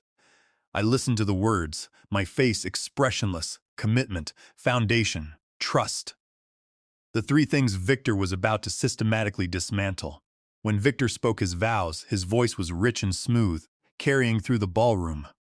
"I promise to share all that I have, and to protect all that we build together," he said. I saw Beatrice's shoulders relax, her face glowing. But I could hear the double meaning. He was promising to share all that she had, and to protect all that he was about to steal. When the priest asked if anyone objected to this union, a heavy silence fell over the ballroom. I sat perfectly still, my hands resting on my knees. A few guests turned their heads, scanning the back rows, expecting the bitter ex-husband to stand up and make a scene. Clara was glaring in my direction, her hand gripping her bridesmaid bouquet, so hard her knuckles were white. But I didn't move a muscle. I am a control engineer. You don't trigger a safety valve during a normal pressure cycle. You wait for the system to reach its limit. "I do," Victor said, his voice resonant and clear. "I do." Beatrice whispered, her eyes filled with tears of triumph, with a kiss that looked like it had been choreographed for a movie trailer. They were married. The orchestra erupted into a joyful recessional, and the guests clapped, standing up to cheer. Beatrice and Victor walked down the aisle, hands raised, smiling for the cameras. They passed my row, and Beatrice flashed a quick, victorious smirk at me. She thought she had won. She thought the ceremony was the final proof of her upgrade. The reception followed immediately in the adjacent Grand Hall. It was a carnival of excess. Ice sculptures shaped like solar panels euro, a touch of Victor's supposed genius euro, were slowly melting into silver trays. Waiters circulated with champagne flutes, and the guests drank heavily, celebrating the union of Chicago's newest power couple. I stood near the perimeter of the room, holding my glass of water. I watched Victor. He was playing the part of the gracious host, clacking glasses with local developers, but his movements were getting faster, more frantic. I saw him check his watch 3 times in the span of 20 minutes. He was looking at the exit doors. He was a man who knew the train was coming, and he needed to clear the tracks. Then, I saw him lean in close to Julian. He whispered something to my son, patting his shoulder, and pointed toward the corridor that led to the venue's private executive suites.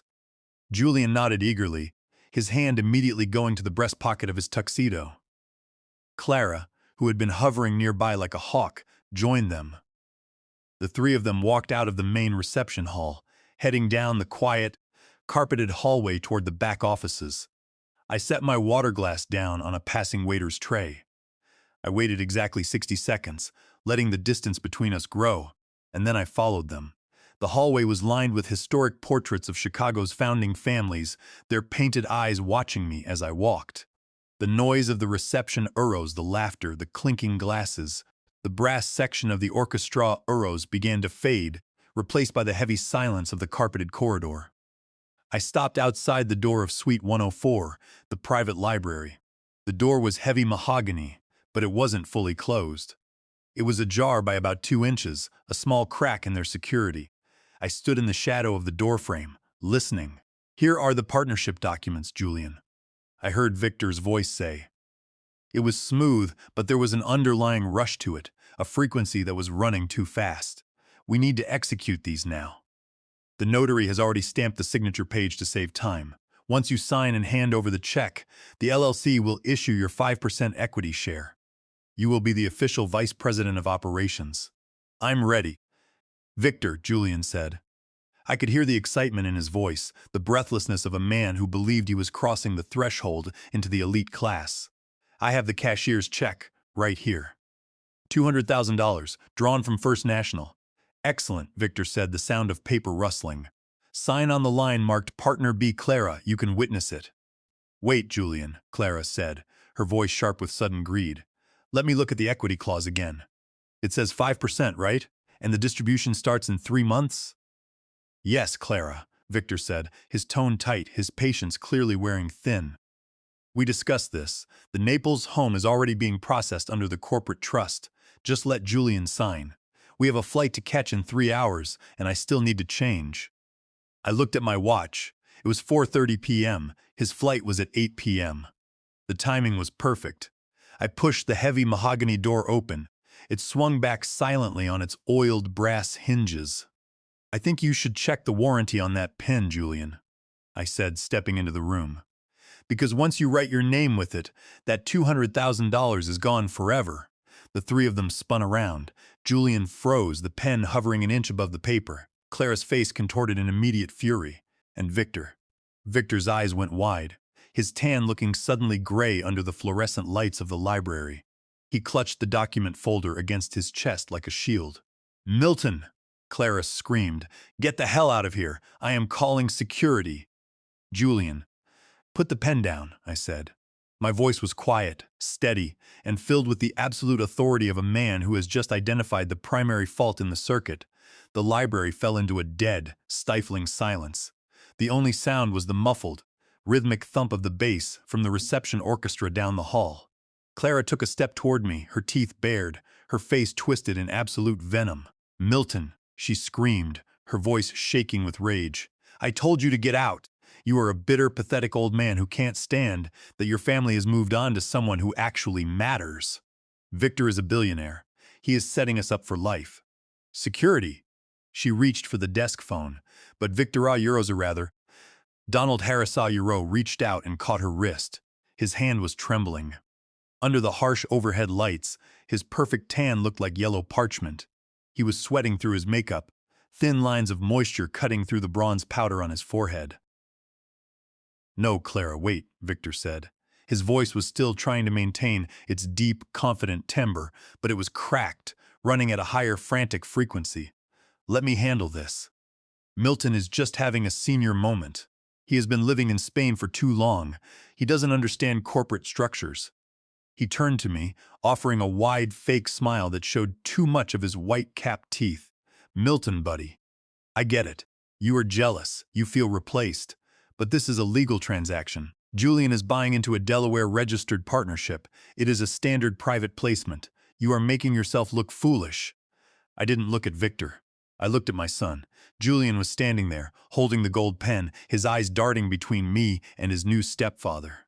The arrogance on his face was beginning to show some hairline fractures. Julian, I said, my voice quiet, steady, and flat. Ask him why his Delaware LLC doesn't have a commercial banking account. Ask him why the First National Bank had to wire Beatrice's $600,000 refinance money to a personal checking account. What? Julian blinked, looking at Victor. Victor, is that true? It is standard cash management procedure for a startup REIT, Julian. Victor said quickly, stepping closer to my son. We pool the seed capital to maximize interest yields before we transfer it to the Mexican escrow accounts. Your father doesn't understand modern liquidity. I took a step forward, placing my hands in my suit pockets. Or maybe, I said, it is because Donald Harris doesn't have a corporate banking license. The name hit the room like a physical blow. Victor's eyes went wide, the pupils shrinking to tiny pinpricks. The smile froze on his face. Donald Harris, I repeated. Born in Ohio, 54 years old. Wanted on an active federal warrant by the FBI for identity theft, interstate wire fraud, and grand larceny. The same Donald Harris who took $1. 2 million from retired widows in Florida 3 years ago under a yacht charter scheme and ran. "You're crazy," Clara yelled, though her voice had lost some of its force. She looked at Victor, expecting him to laugh it off, to call for security, to do something. But Victor didn't move. He stood perfectly still, his chest rising and falling in shallow, rapid breaths. "Victor, tell him he's crazy. Tell him." "Milton is making things up," Victor said, but his voice was barely a whisper. "He has no proof. This is defamation. I will sue you for every penny you have, old man." I took my right hand out of my pocket and laid a single sheet of paper on the oak desk, right next to the partnership agreement. It was the printout Harvey Collier had given me at the diner. The mugshot of Donald Harris, thin-haired, untanned, and tired, stared up at the room. Next to it was the federal warrant number and the contact information for the FBI field office in Chicago. Julian leaned over the desk. He looked at the mugshot. He looked at Victor.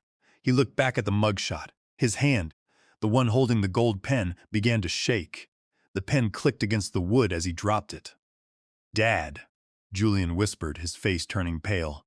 "What is this?" "It is the schematic of the machine that is about to crush you, Julian," I said. "Victor Thornton is a ghost. He doesn't own a solar farm. He doesn't own a Bentley." Clara grabbed the paper, her eyes scanning it frantically. "This is fake," she screamed, her voice cracking. "It is a Photoshop. Victor has money. He picked us up in a Bentley Flying Spur. He bought Julian a platinum watch. He is wearing custom Brioni." "The Bentley is a rental from Empire Exotics on the south side," I said, looking at Clara. "The daily rate is $200. Paid with a card that was declined at the Gilded Horn last night. The automatic trunk lid actuator is broken, which is why the driver had to push it down." "And the watch? Julian, did you have the serial number registered with the manufacturer?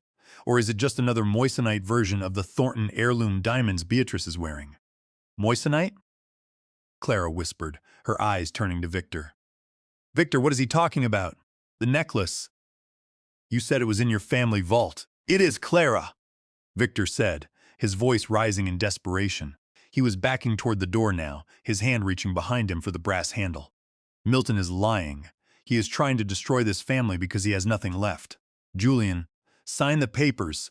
Hand over the check. We need to wire the funds before the Swiss banks close."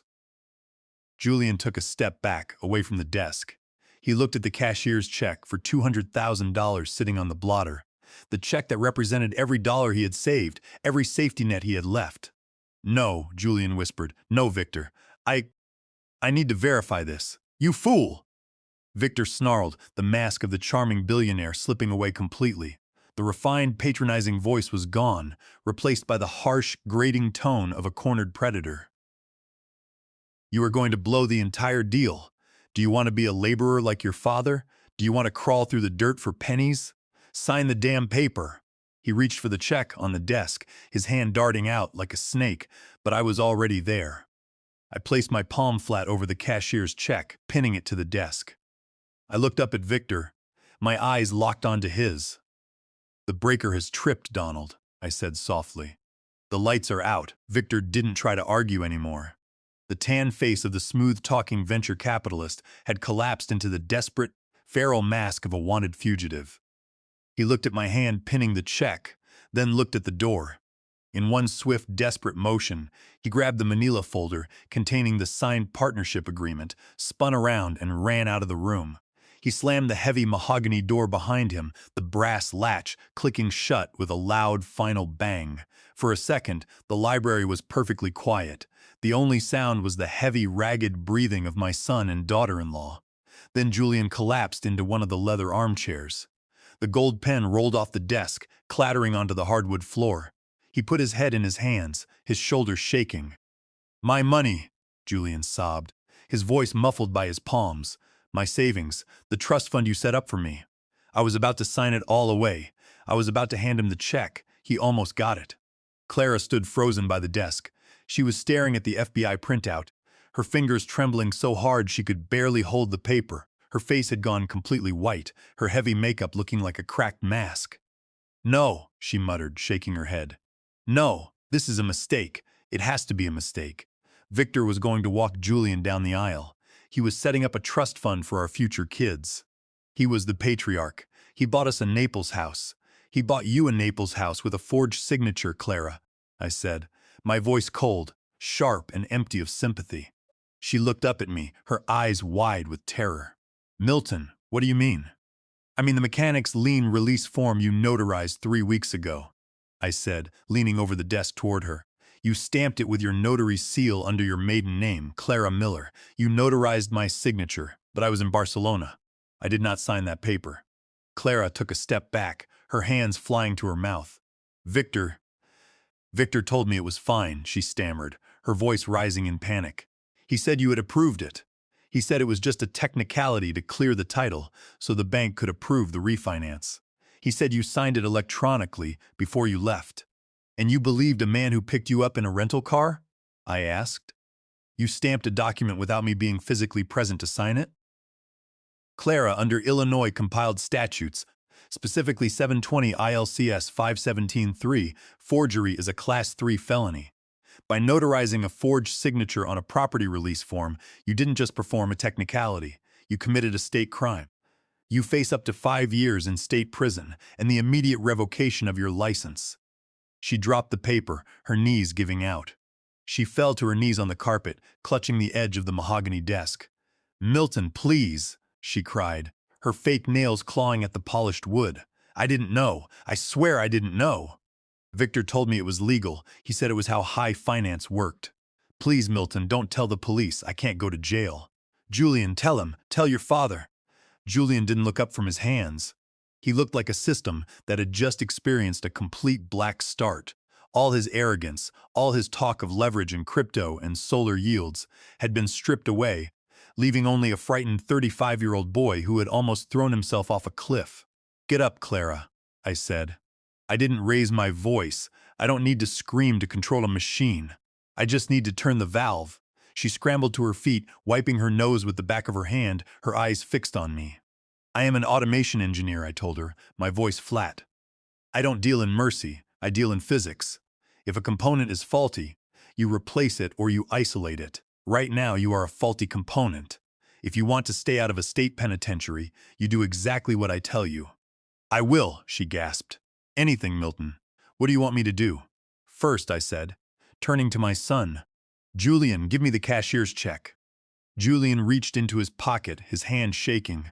He pulled out the cashier's check for $200,000 and handed it to me. I took it, folded it once, and slipped it into the inner pocket of my charcoal gray suit. That part of the circuit was safe. The money was still in the bank, protected by my signature. Now, I said, looking back at Clara, we need to handle your mother-in-law. Beatrice is currently out there dancing, drinking $200 champagne, believing she is the Queen of Chicago. She has a con artist's name on her marriage certificate, a $600,000 loan balance against her house, and the FBI is about to descend on this venue. Is Victor going to run? Julian asked, finally looking up. His eyes were red. Of course he is going to run, I said. He has a flight to Panama at 8 p.m. He has $600. Zen of your mother's money in his LLC account. He has the signed partnership agreement folder. He is going to try to slip out of the reception in the next 30 minutes. We have to stop him, Julian said, standing up, his chest puffing out with a sudden, useless burst of anger. I'll go. Call the cops. Sit down, Julian, I commanded. He froze, looking at me. If you call the police now, they will arrest him in the lobby, I explained. The bank will freeze the Delaware accounts immediately, before the funds can be recovered. The bank's lawyers will foreclose on Oakwood Drive to cover the $600,000 loan. Your mother will be homeless, Clara will be in handcuffs, and you will be broke. The system will fail catastrophically. So what do? Clara whispered. We let him leave the room, I said, a cold, hard satisfaction filling my chest. We let him think he has escaped. We let him head to O'Hare. But we are going to change the programming on his route. Clara, you are going to walk out there, find Beatrice, and tell her that Victor needs to meet her in the VIP lounge for a special wedding gift. Julian, you are going to come with me. We have a bank transfer to redirect. I led Julian out of the library, down a narrow service hallway used by the catering staff. It was quiet here, away from the chatter of the reception. Julian was silent, his head down, his hands stuffed into the pockets of his designer tuxedo. He looked like he was walking to his own execution. We stopped near a fire exit that looked out onto the lake. The water was rough today, dark gray waves crashing against the concrete breakwater. I pulled out my phone and dialed the direct line for Walter Aldridge at First National Bank. I knew he would be in his office. When the bank's integrity is compromised, a good manager doesn't go home early. Milton. Walter answered on the first ring, his voice tight. I have been waiting for your call. What is the status? We have a confession, Walter, I said, my voice steady, calm, and analytical. I am standing next to Julian. My daughter-in-law, Clara Miller, has admitted under witness that she notarized the mechanic's lien release form without my presence, knowing the signature was a forgery. The document is officially void ab initio. The $600,000 refinance loan your bank approved is entirely unsecured. I heard a heavy sigh on the other end of the line. God help us, Walter muttered. That is a massive compliance failure on our end. The board is going to want heads on a platter.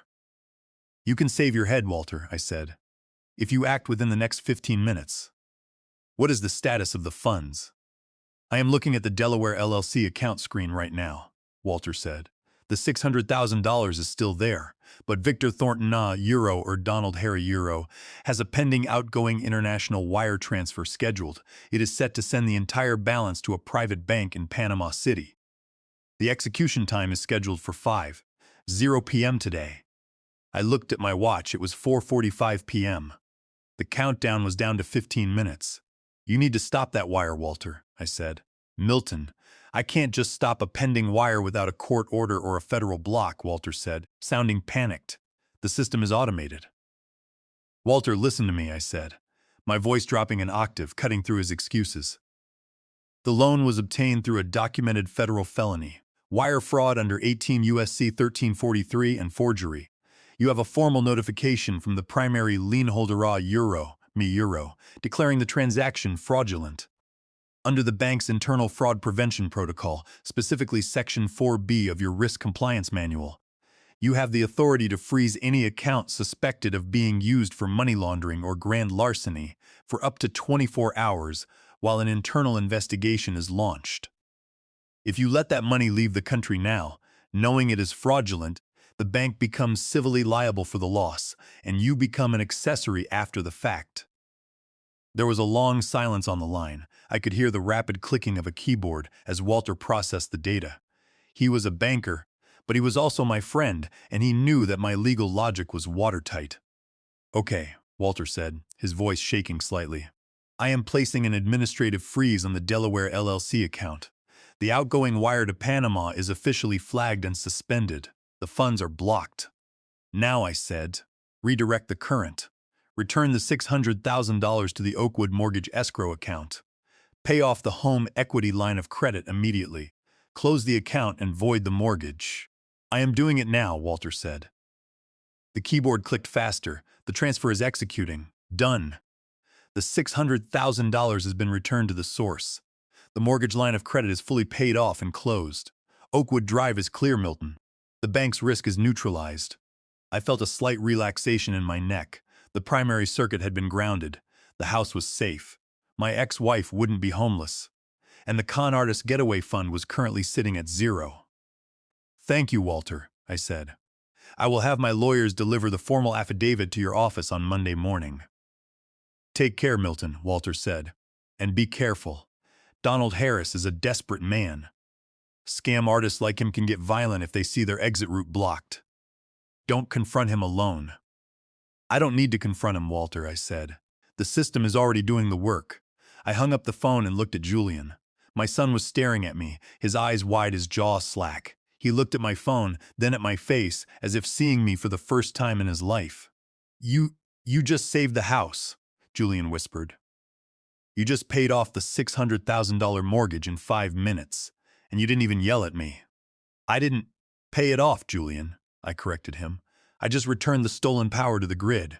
It was never his money to begin with. And as for yelling, you don't scream at a broken machine, Julian. You just fix it. Julian looked down at his shoes, his face red with shame. Dad, I am so sorry. I called you small. I told you Victor was an upgrade. I was so stupid. You were greedy, Julian. I said, my voice gentle but firm. And greed makes you blind to the wiring. Remember this feeling. It is the only thing that will keep you from being scammed again. I didn't give him time to dwell on his regret. I dialed another number. Harvey Collier. Harvey, I said when he answered. The transfer is blocked. The accounts are frozen. The suspect is officially broke and he has no idea. What is the status at the airport? My buddies at the FBI field office are already moving. Harvey's gravelly voice came through. They have the federal warrant and the photo. They have notified the TSA and the Border Patrol at O'Hare. Victor's flight to Panama is scheduled to depart from Terminal 5, Gate M12. The boarding begins at 7:15 p.m. They will be waiting for him at the jet bridge. Is he going to make it to the airport? I asked. He is currently heading to his rental car, Harvey said. One of my guys is watching the parking lot. He just left the venue lobby carrying a garment bag. He thinks he is slipping away. Let him go, I said. Let him drive to O'Hare. I want him to clear security. I want him to walk all the way to Gate M12, holding his ticket, believing he is minutes away from paradise. Milton, you are a cold man, Harvey chuckled. No, Harvey, I said, looking out at the cold gray lake. I am just a logical man. If you don't let the machine complete its cycle, it never learns where the wear and tear is. I'll see you at the terminal. Julian and I walked back into the main reception hall. The orchestra was playing a lively swing number, and the dance floor was packed. Under the massive crystal chandeliers, the guests were laughing, clinking champagne glasses, and enjoying the celebration. But the atmosphere felt different to me now. It was like looking at a theater set, where the actors didn't know the backstage crew had already started packing up the props. We hadn't even reached the edge of the dance floor when Beatrice spotted us. She was walking toward us, holding a glass of champagne, her silver dress glittering. But her expression was frantic. She was looking around the room, her eyes darting to the exits. Julian, she said, her voice high and strained. Milton, have you seen Victor? I went to the bridal suite to find him, but the coordinator said he saw him walk out toward the valet parking area carrying his garment bag. He isn't answering his phone. We are supposed to do the cake cutting in 10 minutes. Clara walked up behind us, her eyes red, her shoulders slumped. She looked like all the air had been let out of her. Beatrice, Clara whispered, her voice cracking. Beatrice turned to Clara, her brow furrowing. Clara, what is wrong with you? Why do you look like you've seen a ghost? Where is my husband? I stepped forward, placing a hand on Beatrice's arm. My touch was light but firm. Beatrice, we need to sit down, I said. Let's go to the alcove in the back. Beatrice pulled her arm away, her face flushing with immediate irritation. Milton, stop it! I don't have time for your games. This is my wedding day. I am not sitting down with you in some corner. I need to find Victor. Mom, please, Julian said, his voice cracking with a raw emotion. Beatrice hadn't heard in years. Just listen to Dad. Beatrice looked at Julian. She saw the pale color of his face, the sweat on his forehead, and the way his hands were shaking. She looked at Clara, who was silently crying, her mascara running down her cheeks. Slowly, the irritation on Beatrice's face was replaced by a cold, creeping dread. She set her champagne glass down on a nearby table, the liquid spilling slightly over the side. Fine, she whispered, her voice suddenly small. We walked to the quiet alcove near the back doors, the same place where I had sat during the ceremony. Beatrice sat down on a velvet bench, smoothing her silver dress with trembling hands. Julian sat next to her and Clara stood near the entrance, her head down. I remained standing, looking down at my ex-wife of 40 years. Beatrice, I said, my voice calm, flat, and devoid of any anger. Victor is not coming back. He has left the venue. What? Beatrice gasped, a nervous, hysterical laugh escaping her lips. That is ridiculous. He probably just went to the car to get something. He has a flight to Panama tonight. We have our honeymoon. Milton, you are just trying to ruin this for me. You have always been jealous of him. His real name is Donald Harris, I said. The name hung in the air, cold and heavy. Beatrice blinked, her smile freezing. He is a wanted federal fugitive, I continued. The FBI has an active warrant out for him for wire fraud and grand larceny. He has been using the name Victor Thornton to access your assets. He didn't buy a Naples house, Beatrice. He didn't invest in a solar farm in Mexico. He is a professional con artist who has been running this exact scheme for 15 years. You're lying, Beatrice screamed, standing up, her chest heaving. The guests at the nearby tables turned to look, but she didn't care. She was clutching her face, her eyes wild. You are a liar, Milton. You are trying to destroy my life because you couldn't give me what I wanted. Victor has money. Look at this necklace. She grabbed the massive glittering waterfall of stones at her throat, pulling at it as if it could protect her from the words.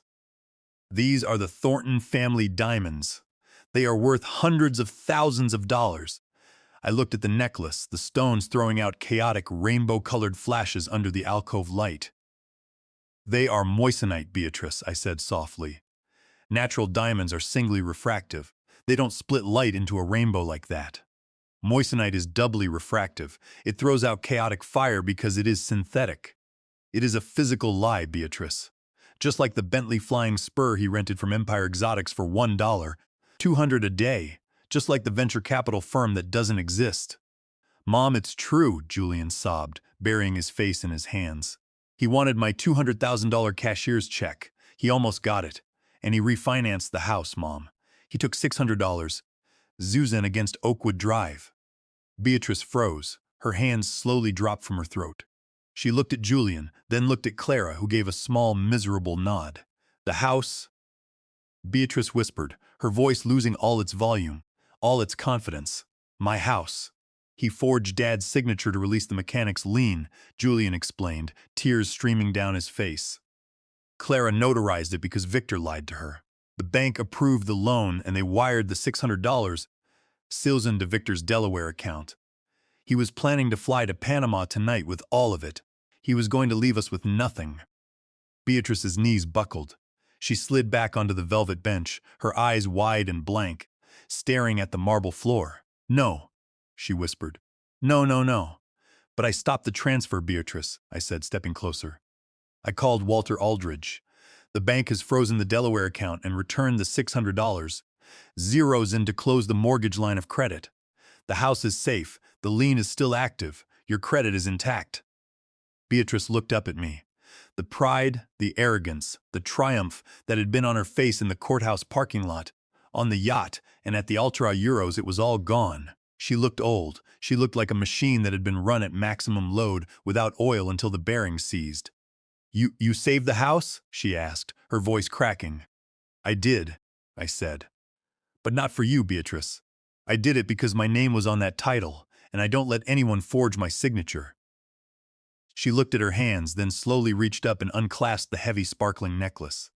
She looked at the stones, seeing the chaotic rainbow fire for what it was, cheap, synthetic glass.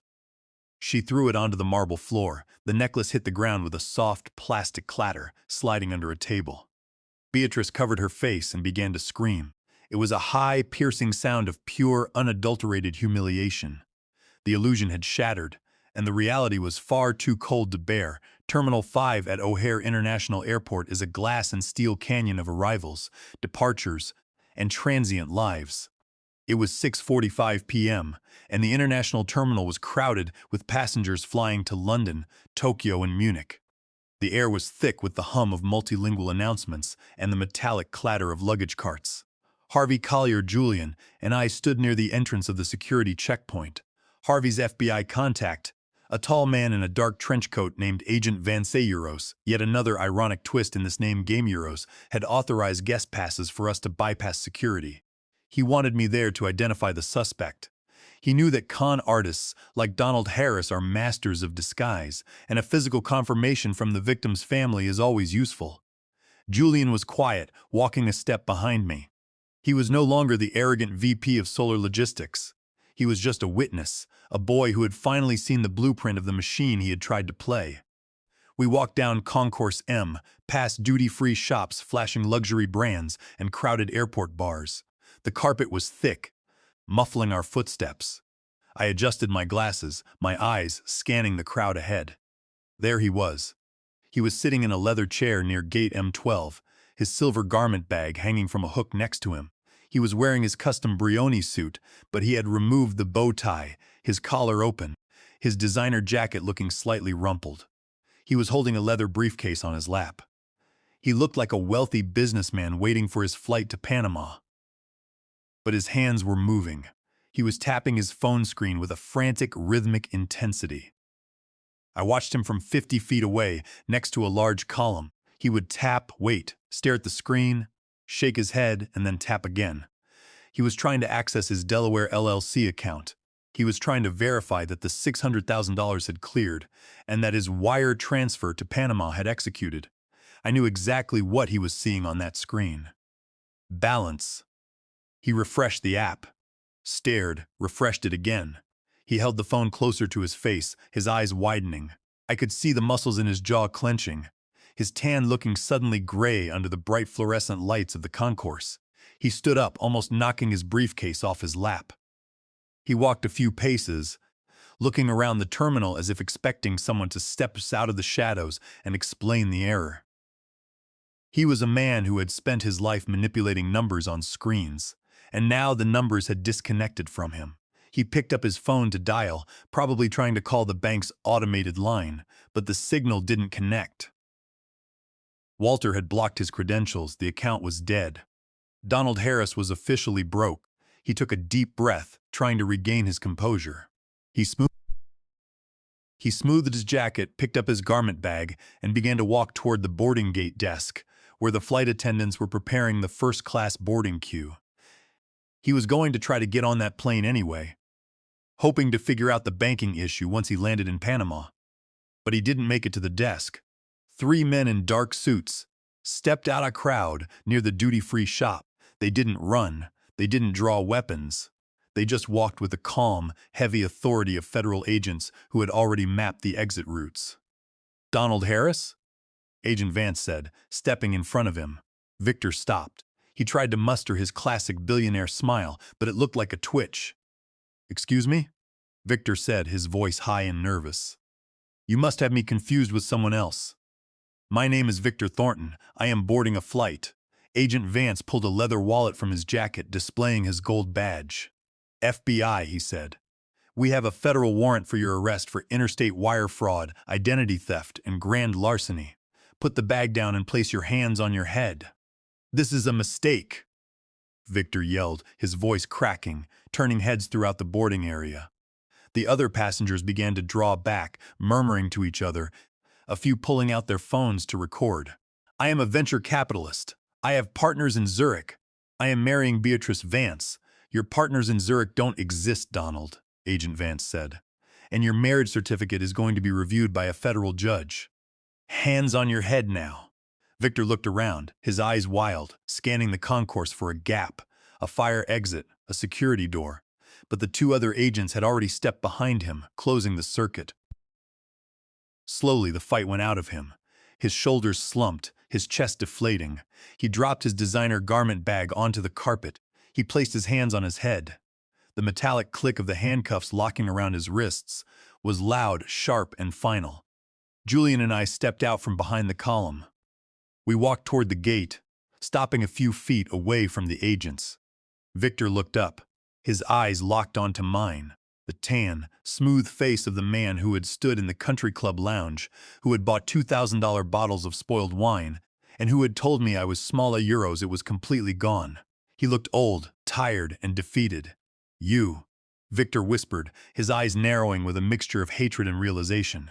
"You did this. You blocked the transfer." I looked down at him. My hands were in my suit pockets, my charcoal gray jacket hanging straight and clean. "I didn't block it, Donald," I said softly. "I just corrected a wiring error. You tried to run a high-voltage current through a system that wasn't designed for it. The breaker did exactly what it was programmed to do." "You old bastard!" Victor snarled, trying to lung toward me, but the agents held him back, twisting his arms. "You ruined everything. I was almost out." Agent Vance gave me a quick nod. "Thanks for the confirmation, Mr. Vance. We'll take it from here."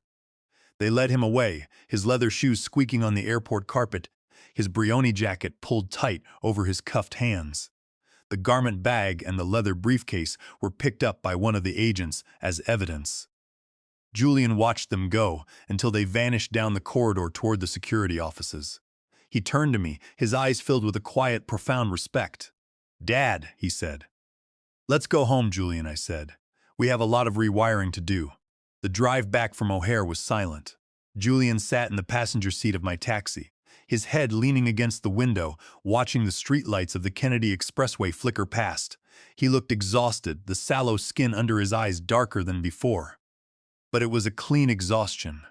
The sallow, high-frequency panic was gone, replaced by the heavy weight of reality. We got back to my hotel on Dearborn Street. Julian followed me into the lobby, standing near the reception desk like a boy waiting for his parents to decide his punishment. "What do I do now, Dad?" Julian asked, his voice barely a whisper. "I resigned from my logistics job. I have no income." I sat down in one of the lobby's leather armchairs, gesturing for him to sit opposite me. "First," I said, "you are going to call your old business agent at the Union Hall tomorrow morning. You were a good logistics manager, Julian. You kept the trucks running on time. You got greedy because you wanted the shortcut, but your record is clean. Tell him you made a mistake, that the new venture fell through, and ask for your old position back. If they don't have an opening, I will call Roger Callahan at Callahan Construction. I rewired 3 of his warehouses 10 years ago. He owes me a favor. He will give you a start as a warehouse foreman. It won't buy you a Lamborghini, but it will pay your rent, and the money will be real." Julian nodded, a tear slipping down his cheek. "Thank you, Dad. I'll call the Union Hall." "And Clara?" Julian asked. Is she going to jail?" I looked at my watch. It was 9:30 p.m. I had already called my lawyer, Philip Pendleton, during the drive from the airport. "Clara is going to cooperate with the Cook County State's attorney," I said. I spoke to Philip. He is going to represent her. She will file a formal statement admitting that Donald Harris deceived her into notarizing the forged lien release. She will lose her notary commission, and she will have to pay a civil fine. But because she has no prior record and was actively misled by a federal fugitive, Philip believes the state's attorney will agree to a deferred prosecution program. She won't go to prison, Julian. But she is going to have to do 200 hours of community service, and she is going to have to get a real job to pay Philip's fee. Julian buried his face in his hands. "Thank you, Dad. I don't know why you are doing this for us after how we treated you." "I am not doing it for you, Julian," I said, my voice quiet and flat. "I am doing it for the integrity of the system. An engineer doesn't leave a faulty circuit to burn the house down just because the components are noisy. You fix the fault, you ground the wire, and you move on." I stood up, patting him on the shoulder. "Go home, Julian. Help your mother pack. The wedding guests are gone. The caterers have been paid with the deposit money, and she is sitting in an empty house with a marriage certificate that has a criminal's name on it. Her lawyers will file for an annulment based on fraud tomorrow." Julian stood up, wiping his eyes. He gave me a slow, tight hug. I didn't hug him back immediately, my arms stiff, but then I placed my hand on his back. He was still my son, even if he had to learn the hard way that copper is more valuable than gold plating. 2 days later, I was back in my hotel suite, packing my leather carry-on bag. My flight back to Barcelona was scheduled for 3 p.m. The custom charcoal suit was back in its garment bag, and I was wearing my comfortable Spanish linen shirt and leather sandals. I was ready to go back to the Mediterranean. I was ready to go back to my terrace, my espresso, and my silence. Then, my phone buzzed on the desk. I looked at the screen. The number was unregistered, but I knew the area code. I knew the cadence of the ring. I picked it up. "Milton?" a voice said. It was Beatrice. Her voice was cracked, thin, and shaking. She didn't sound like the woman in the fur coat at the airport. She sounded like the woman I had met 45 years ago in a diner near the automation plant, before the money and the status had corrupted her. "Yes, Beatrice," I said. I don't know what to say," she sobbed, a heavy gasping sound coming over the line. "Julian told me everything. He told me how you stopped the transfer, how you saved the house. I was so horrible to you. Milton, I took your car, I took the savings, I told you you were small. I stood in that parking lot and laughed at you, and you saved me anyway." I stood by the window looking out at the Chicago skyline, the gray water of Lake Michigan stretching out to the horizon. "I didn't save you, Beatrice," I said, my voice calm, even, and devoid of any emotion. "I saved the house because I built it. I saved Julian because he is my son. and I stopped Donald Harris because he tried to use my name to commit a crime. Milton, please, Beatrice cried. Can we talk? I am alone in the house. The furniture is gone. The rooms are empty. I have nothing left. The police were here this morning asking questions. I am so scared. Can you come over before you fly back? Just for 10 minutes, please. I looked at my watch. It was 11:30 a.m. My taxi to O'Hare was arriving in 30 minutes. No, Beatrice, I said. Why? She gasped. Because the circuit is open, Beatrice, I said. When a breaker trips, you don't just flip it back on while the fault is still in the wire. You leave it open. You moved on to Victor because you wanted a king. Now you have to deal with the kingdom he left behind. I am going back to Barcelona. Milton, please, she begged. I made a mistake. I know now what you were worth. I know what I am worth too, Beatrice, I said. That is why I kept the patent. I hung up the phone. I didn't block her number. I didn't delete the contact. I just set the phone down on the table, closed my suitcase, and zipped it shut. The taxi was waiting downstairs. I walked out of the suite, handing the key card to the desk clerk, and stepped into the cool Chicago air. The wind off the lake was still cold, but it didn't feel like a knife anymore. It felt like a clean slate, 1 month. That is how much time has passed since I walked out of Terminal 5 at O'Hare and boarded my flight back to Barcelona. A month of warm Spanish sunlight, of fresh baguettes from the local baker, and of absolute, uninterrupted peace. I sat on the terrace of my apartment, the Mediterranean breeze rustling the pages of the local newspaper on my lap. The sea was a deep, brilliant blue today, the tiny white sails of distant boats dotting the horizon. I took a sip of my espresso, letting the dark, rich flavor settle. My neighbor, Senor Garcia, walked past on the street below, waving a friendly hand. Buenos dias, Senor Milton, he called out. Buenos dias, Senor Garcia, I replied, smiling. He didn't know that the quiet old man on the balcony had just dismantled a federal con artist and redirected $600,000 with a single phone call. He didn't need to know. In Barcelona, I am just Milton, a man who paid his dues, automated his life, and retired to the coast.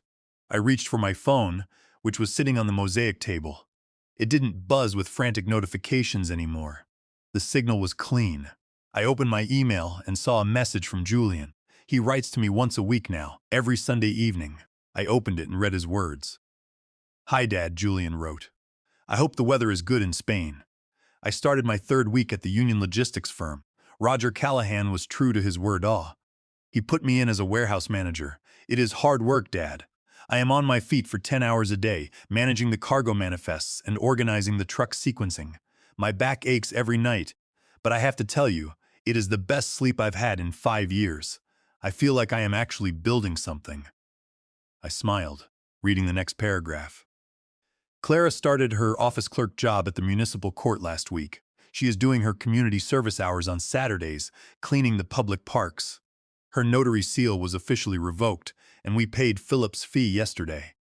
We are living on a strict budget, Dad. We sold our luxury furniture and moved into a smaller apartment near the train line. Clara is actually cooking dinner now, instead of ordering from those expensive restaurants. She says it is more therapeutic. And Mom? I wondered, scrolling down.